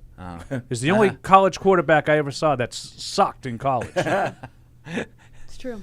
Well, but by that thing too. So you're kind of intimating that you're searching for a highly productive player in the SEC who wasn't really on a great team. Didn't have a lot of talent around him. Jay Cutler. Like that's the guy that you're kind of looking At for. Right? Vanderbilt. Yeah. That's a good one. That's essentially what you're looking for because who's the best player on the crappiest SEC team? That's no, what I would say competition though. Does he play at a high level against good teams? And how did he do it? One of the things I worry about with Daniels that the guy Arthur, I think his name is, the Jalen Daniels guy, against Florida State. I don't think he played great against Florida State, which was one of the best defenses in football the last 2 years. Yeah. So I think he's really good. His stats are eye-popping. Yeah, that's true. And I mean, same thing with Caleb Williams against Notre Dame. Like, I don't know who that person was that played against Notre Dame. Yeah. And Notre Dame is like not even like. Yeah, that's a big check mark against Caleb Williams. Yeah. So I don't know why we don't do it for everybody else. I actually do know. Oh. Caleb Williams cried. He's stuck on that, but there's other reasons. Do you know how many people talk about that? His it's not like the actual physical crying. Yeah. It's his emotional comportment. Yeah. Oh, it was like the sobbing. Like he can't play because sobbing, of that. He showed a soft side himself. Yeah. He's not tough. He's not mentally tough. He's not going to fight through it. That's the line. That's what people think. Yeah. Because he cried. Brandon is from Lexington, first-time writer. Uncontrollable. I wanted to hear your thoughts on the idea of double dipping on wide receiver in this year's draft, even if we draft Marvin Harrison with the first-round pick. And P.S., your emergency podcast on Friday was awesome. I was having a rough time, and it really turned my day around. Well, I'm glad. I wouldn't double dip in the draft, but I could see getting one free agency. I would get one there and free agency. I mean, let's just say you take Marvin Harrison. I could see, like, in the 6th round taking another wide receiver. But is that considered double dipping? Not to me. Not to me. But I get what your point is, and I like Tamara's idea of getting a veteran and a rookie. Sure. I think you just got to be conscious of how many people you have, like I laid out, and how are you going to push them off the roster? You know? just push them off the roster. Yeah. Right. You know what I'm saying? But if you 2 hands in the back. But if you let's say re-sign Kendrick Bourne, would you rather do and that, draft or somebody. would you rather do that, or sign a veteran free agent? I'd probably be more intrigued by a veteran free agent. Me too. But just because I kind of know what it is with Bourne, he's coming off an injury. But it's the same thing. It's like, are we just? I mean, in a perfect world, I feel like you're building towards. We have, like I said, you get somebody who can play with Pop Douglas in the slot, someone else on the outside, and then, like I said, I'm resigned to Parker just being the outside guy again this year, and I don't like that I am. And if Harrison were to come in, he could be that guy, but. I just think he's one where you kind of have to bite the bullet. I'm willing to push right. Juju off the No, roster. you're right. But you can't add four more receivers because like in the perfect world, you push everybody up. But I think there's only one or two. We all have to know that it's not going to happen all at once. Mm-hmm. Like you can't just say, well, they need to double dip at that one, and you need to get tackles, and then hopefully the quarterback situation. Yeah, that would be unbelievable, but it's probably unrealistic. Yeah. To just fix it all at once. No, and that's why I think just, if you plug in one really good receiver with Parker and Douglas as kind of your top trio, I like that. I think you're starting to build with something, and we'll, talk about the X position next week. Matt Morrell, get the rim shot ready. Ford in Savannah, Georgia says, since Mayo is the coach, will he be running the spread offense? That's funny. Yeah. Not really. Just on the side. Yeah. The Mayo jokes are going to. Yeah. Oh, yeah. So I think I asked this a couple of weeks ago, but I think it's worth talking about again. The whole offensive line thing. Like, do you think there's a chance that they're going to get a chance to take a tackle in the top 10 if they want to. Like, let's say it's like Penei Sewell, and he hits right from the start. Rashawn Slater, really good player right out of the chute. Isn't there a chance your offensive line is not an issue next year just with that? Mm-hmm. Sure. I mean, Cole Strange continues to develop. David Andrews stays But healthy. I think there's layers in there. David Andrews, Jake Andrews, Mafi, Strange. You're probably going to get 3 guys that are decent out of those 5. So that's 4 out of 5 spots that are okay. Yeah. Now I can plug in somebody on right tackle if I lose a Wenyu. Yeah. And it probably won't be a disaster anymore. But that's a big if because you got to really hit on that pick. Yeah. I mean, I think, too, the other thing that's interesting with it is just how left side, right side are a little bit closer to each other than it used to be. It always was like you got to get the left tackle, but now it's, you need the right side, too. So it's almost like, it's that kind of debate, too, where, Joe Alt is probably, the one of the only that just, like, at least scouting-wise, seems ready to step in and play. Now, a lot of the other guys are maybe can, but are developmental, and, they're kind of scratching the surface. Well, that's why I said it's a big if, because just assuming a guy's Penei Sewell that's wrong. If you take Penix, you can save some money by taking a right tackle. There you go. Right? There you go. 'Cause he's a lefty. That'll be annoying to watch, but Barton Poland, I like the McAdoo hiring. Man clearly has an eye for QB talent. Benched Eli when he was washed. Wanted Mahomes. Had Allen and Lamar 1 and 2 in their class. He's right. Did you see this stuff on Twitter? No. Evidently, everybody who's excelled at the NFL in the last 5 years, he was in on before. Yeah, but no one would listen to him. The guy may not be a great play caller or a leader, but clearly knows something about the QB position. Plus, all those reports about him liking them are from the years that they were drafted, not like Polian saying that he had Brady as a first-round talent. He wasn't the Giants' head coach in 2018. That's why they didn't draft Allen or Lamar. Okay. I think he's being serious. You like Mahomes, huh? Oh, no, that's serious. Yeah. He is being serious. That's on Twitter right now. Yeah. I've been reading it during the show. Like, Allen was his favorite quarterback. He wanted to trade up from Mahomes. He had Jackson. Allen Jackson, I think, was one. Not Allen Jackson, the country star. No, I was going to say. Josh Allen and Lamar Jackson. So who does he like this year? Right. Well, evidently, we just have That's to wait what to we're see gonna who ends find up out. being a star, and Right. we'll find out. Let's see. Johnny in Madtown. Not to be that guy before this year's Super Bowl is even over, but what about next year's draft and potential free agency class? Are there any quarterbacks worth waiting for so the Patriots can address tackle and receiver in this year's draft? Oh, boy. I haven't even touched next year. I think that the chances of the quarterback class being stronger next year than this year are pretty small. Yeah. The only one I can think of is Coach Prime's son, but he needs work. Oh, sure. He needs work. Yeah. Alex writes in, where's he from? Mount Holly.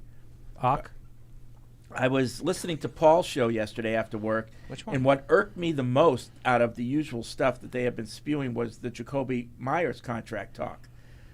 I can't believe it was a petty $1 million that Bill couldn't come up with to keep him a Patriot. Whether Jacoby wanted to stay or not was up to him if the offers matched. But really, $1 million couldn't get done. They instead give that same contract to a guy way past his prime.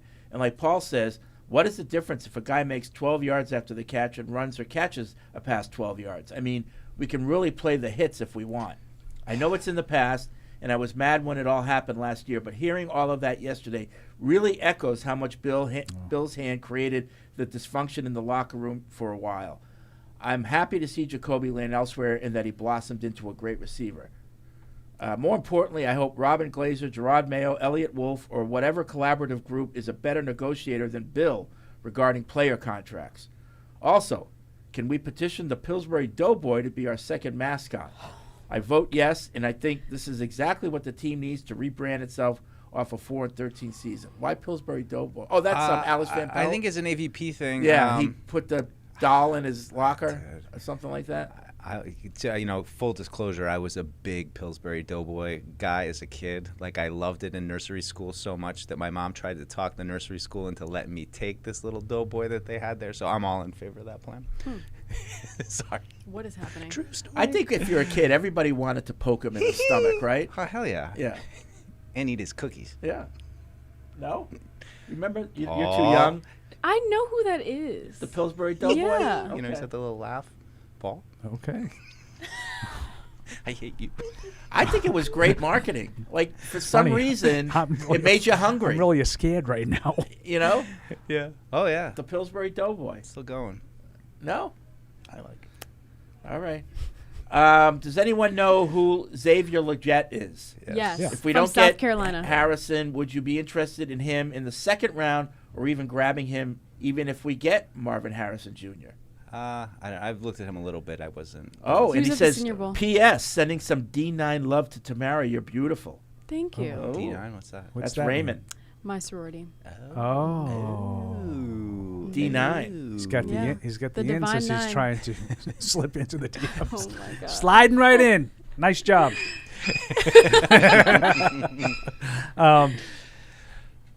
Yeah, I don't want to take wide receiver in the first and second round. No, I don't like That's that. silly. That's silly talk. No, But yeah, that Legette's pretty good. Yeah, he looked good. Let's go back to John in South Beach, who's calling back. What's up, John? It's Johnny South Beach. Howdy, everyone. All right, John. you're on.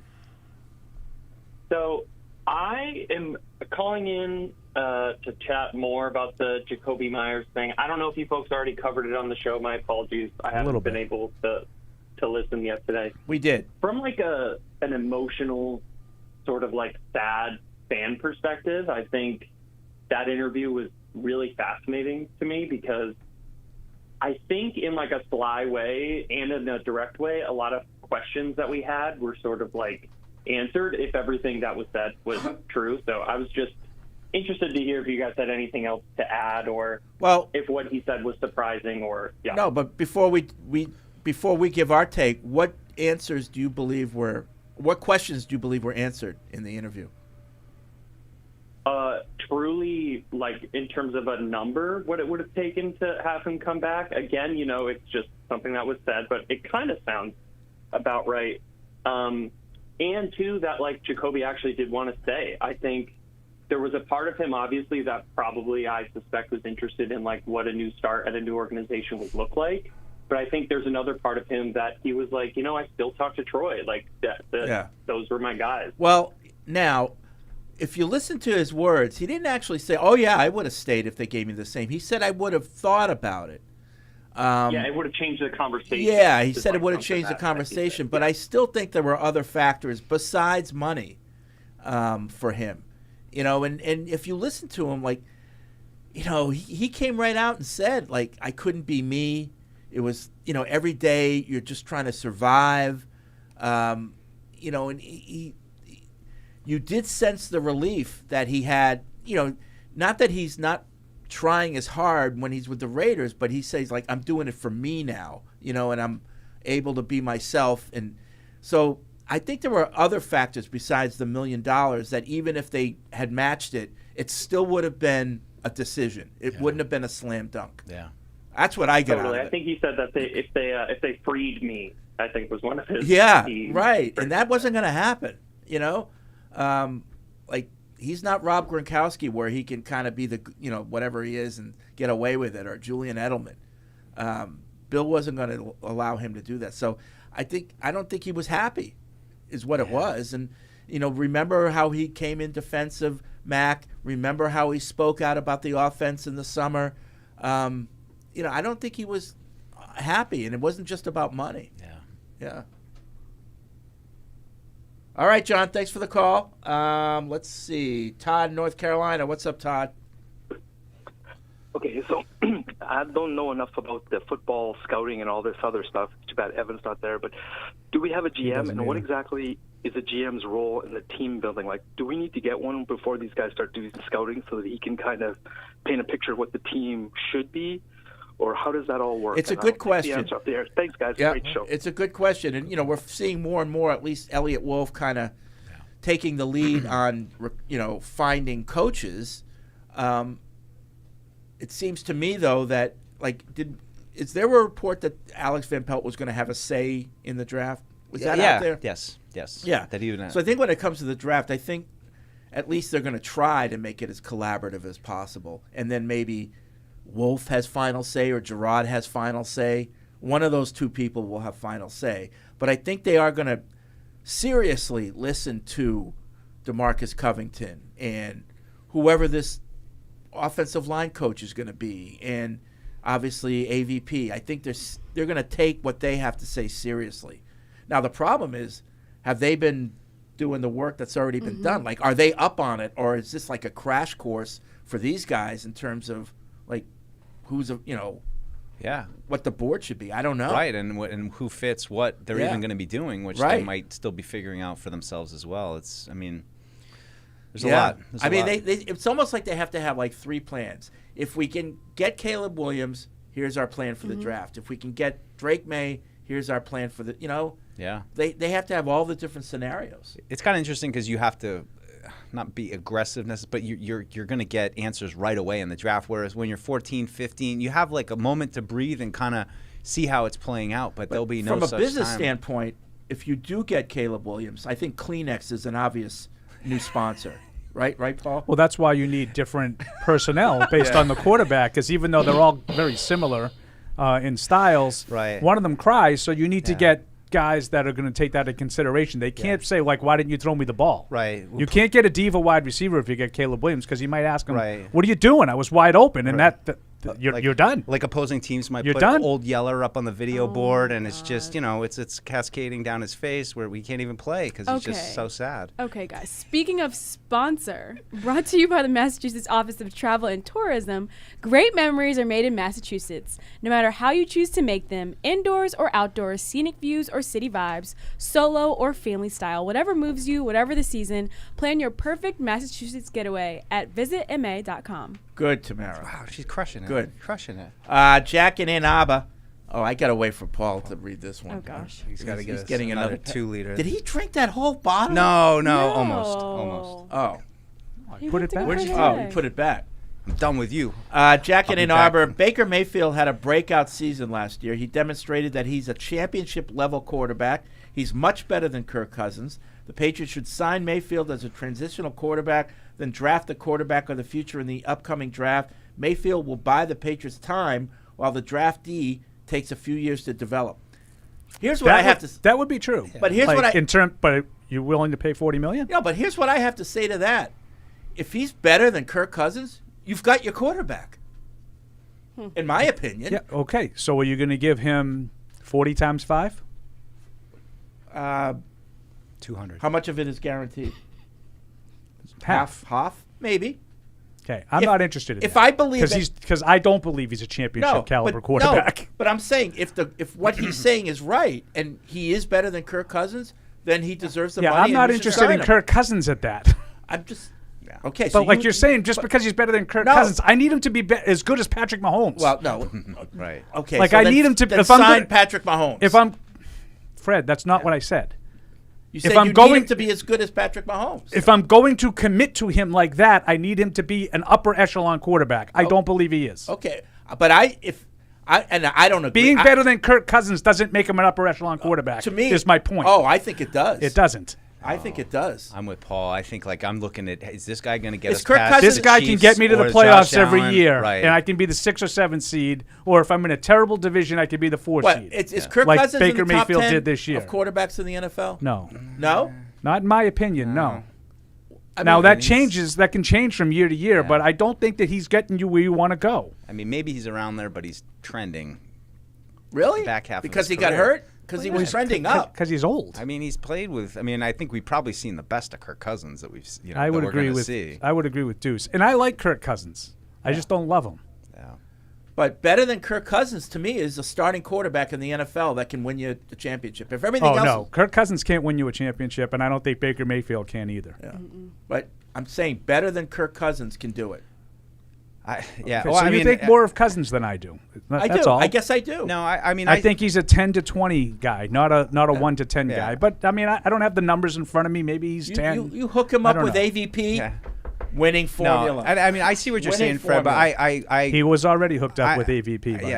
I really respond to what Paul was saying just about, if this guy if I can't convince myself that this quarterback can get us past Josh Allen, Tua, and Mahomes, then I don't really want it, I want to build to that. I'd rather have a guy that I at least can, fake myself out, in which I'd say I'd rather have Jacoby Brissett for a year saying, all right, yes, we're just holding the seat, but we put some other pieces that will get us past the Chiefs and the Bills and the Dolphins. Then if we got to go find the quarterback next year, we'll try next year too. But it's I don't know. I don't really want to spin my wheels with some guy who's going to get us into the 7th seed, and then you go into Kansas City or Buffalo in the first round and you get smoked.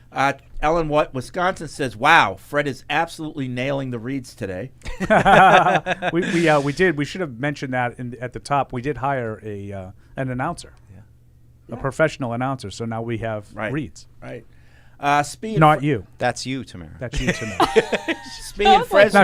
Now she's thinking. She's like, "Do I get paid am I already for this?" out?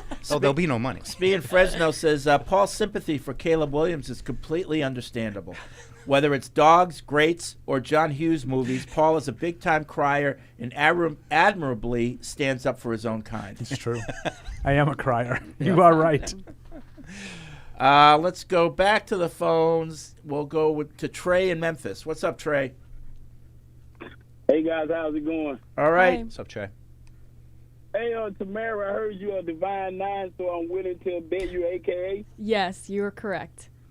Okay, well, I'm part of Divine 9. Also, I'm a Omega Psi Phi fraternity. I played at Mississippi Valley State. Oh, nice. That's amazing. All right, so let's get to the Paul.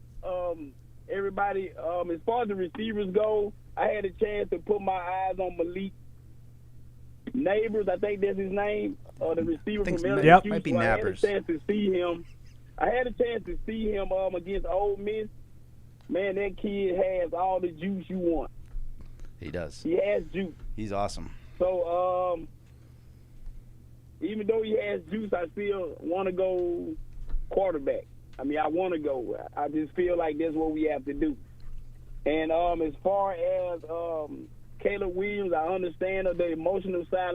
But I think those tears came from just really being pissed off because the kid ran for his life, never blamed anybody. I always said he wished he could have did more for the team to win. So I just think those were tears of frustration. Because when you think about it, a lot of people are, they say the kid has character issues. Not once has that kid blamed anyone. He didn't throw anybody under the bus. So the character issue part, I kind of have, issue with that. But, the kid is a superb talent. So I'm not going to hold those tears against him. So what you guys think about that? I'll take it off the air. Okay. Yeah. Yeah, he just stopped playing. Yeah. Did Rudy get you? Rudy, the movie? No. That gets me. That gets me. When the brother at the end, not crying, Paul but cries emotional. to Grey's Anatomy. Come on. Oh, wow. Well, he went to high school with Meredith Grey. I did. It's personal for him. Wait a minute. What? Why have you never told me this? Because I don't really like her. Yeah, Ellen Pompeo. It was Pompeo then. It's Pompeo now, I believe. Oh, like Pompeii. Right. Wow. I love that show. Do you? Grey's Anatomy. Is that still on? Yeah. Wow. That's a long-running It's still on. show. It is. Yeah. Just like Law and Order. Still has new Shonda episodes. Rhimes, she's like billions now. No particular order. I have 15 that I would take over Mayfield or Cousins. Okay. I love that. Mahomes, Allen, Burrow, Jackson, Hurts, Stafford, Tua, Rodgers, Watson, Stroud, Herbert, Lawrence, Prescott, Love, and Murray. And I don't think I hit every team yet. Like I just got to the point where I got that many. And Okay. I thought you were going to say 50 movies. I don't think Murray's the only one I might not. Well, I figured you'd have a problem with Tua. Oh, yeah, Tua. 2 with 2. 2 with 2. 2 also. Andrew in Maine. What's up, Andrew? Hey, guys. First-time caller. Thanks. All right. 2 quick questions. We talked about getting rid of Mac Jones and Bailey Zappi. First thoughts would be what would we get for draft capital for them, or is it we just cutting them? Oh, I'm not even considering that. Conditional 6th? Yeah. Maybe 7th? Yeah, it's not even. That's kind of what I figured. Yeah, it's not a factor I don't think there's much. Talk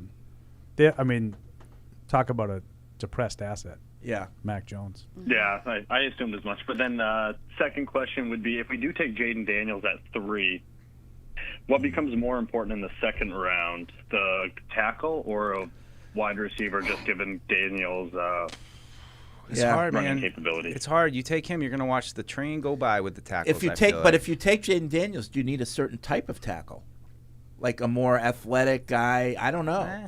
I don't think so, but I think tackle would be more important. Yeah, because you got a young quarterback. I think the priority. That's my instinct. Yeah, and I think still, like, I would feel fine getting a pretty good wide receiver. Maybe not like potential elite kind of guy, but somebody who can come in and contribute. Right, Maybe and that's where Higgins. Yeah, you sign a guy in free agency. It's not going to be that, but I agree with Fred. You get a veteran wide receiver. You're not probably getting a veteran tackle. I mean, it's not a great class of free agent tackles. And that's why it's like we sit here in early February. Like, things are going to change so much as free agency happens because they're going to address some of these positions with, you know, I mean, they'll retain some of their own free agents, and you know, maybe one of these needs probably not quarterback, Paul, but tackler. I'm with Freddie receiver. on that Paul, you veteran know, wide receiver. Guys come available in the summer that you didn't expect. Absolutely, those post June 1st. That's right. I've heard that before, actually. That you can now designate in like April. But that's like going in the future. What else, Andrew? You said you had 2 points. No, that was it. Okay. Guys, appreciate you. yeah, All right, it was- thanks, the Andrew. 2 points with Appreciate you. what you get for Jones and Zappi, and then what would I you mean, do? obviously you want to get something for these guys. You know, you don't want to.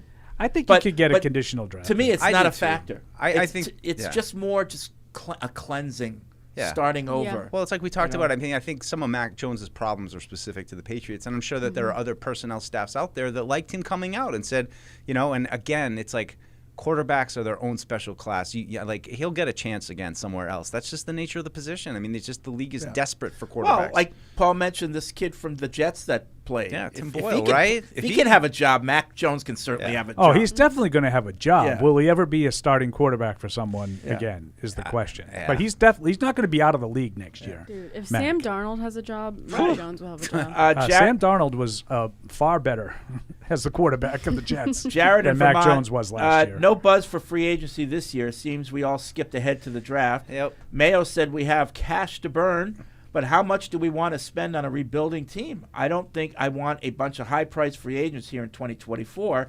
I wonder if dumping Parker and Smith-Schuster counts as burning cash. Yeah. Well, How about going it to kinda could, Back to but- the Future and doing the 2001 method of quantity? Yeah.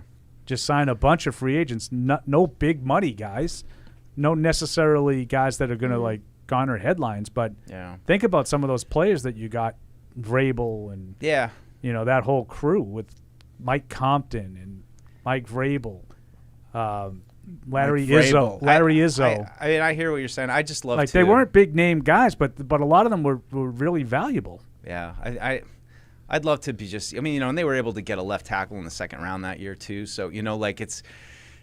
I just would like some splashes. I think they need to make. I think they need to. As much as we want to talk about offense, I think defensively they need to look at pass rusher. You know, I know Josh Allen probably not getting away from the Jags, but you know, there's a number of good pass rusher, defensive front guy. Greenard from Houston's another one. You know, not a huge name, but I think that's a position. And I mean, you know, Jennings and Uche are free agents too. But Judon getting old, probably going to have a contract issue he's going to want dealt with this summer.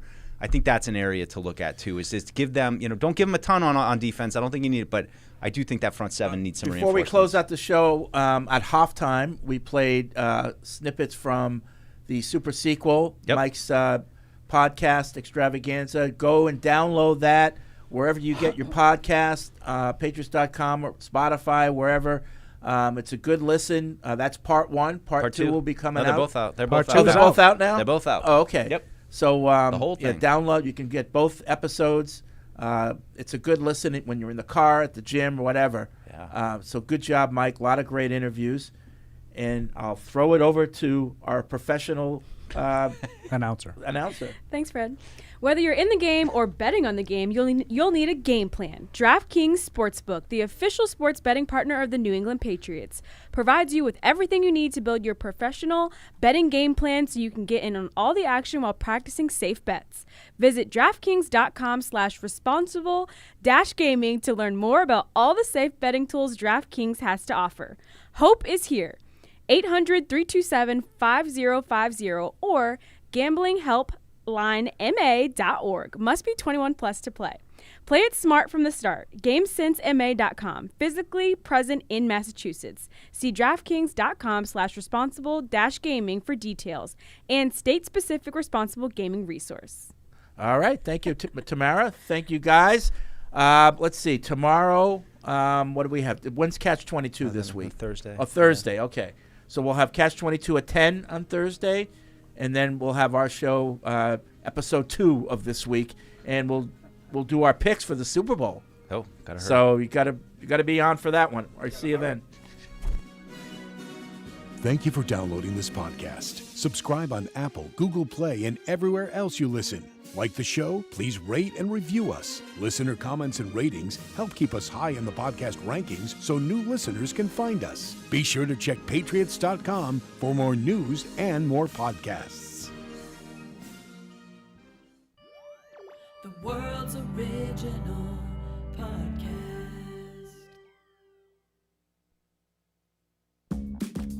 Isn't it time to get exactly what you want? Welcome to Red Hot Deal Days from Verizon, where you get your pick of our best deals. Like My Plan, where you can pick the perks you want and save on every one. For limited time, bring your own phones to a Verizon store and you can get My Plan for our best price ever. Get exactly what you want in your phone plan and only pay for what you need. Bring your phones to your Verizon store today and get My Plan. These deals won't last. It's your Verizon.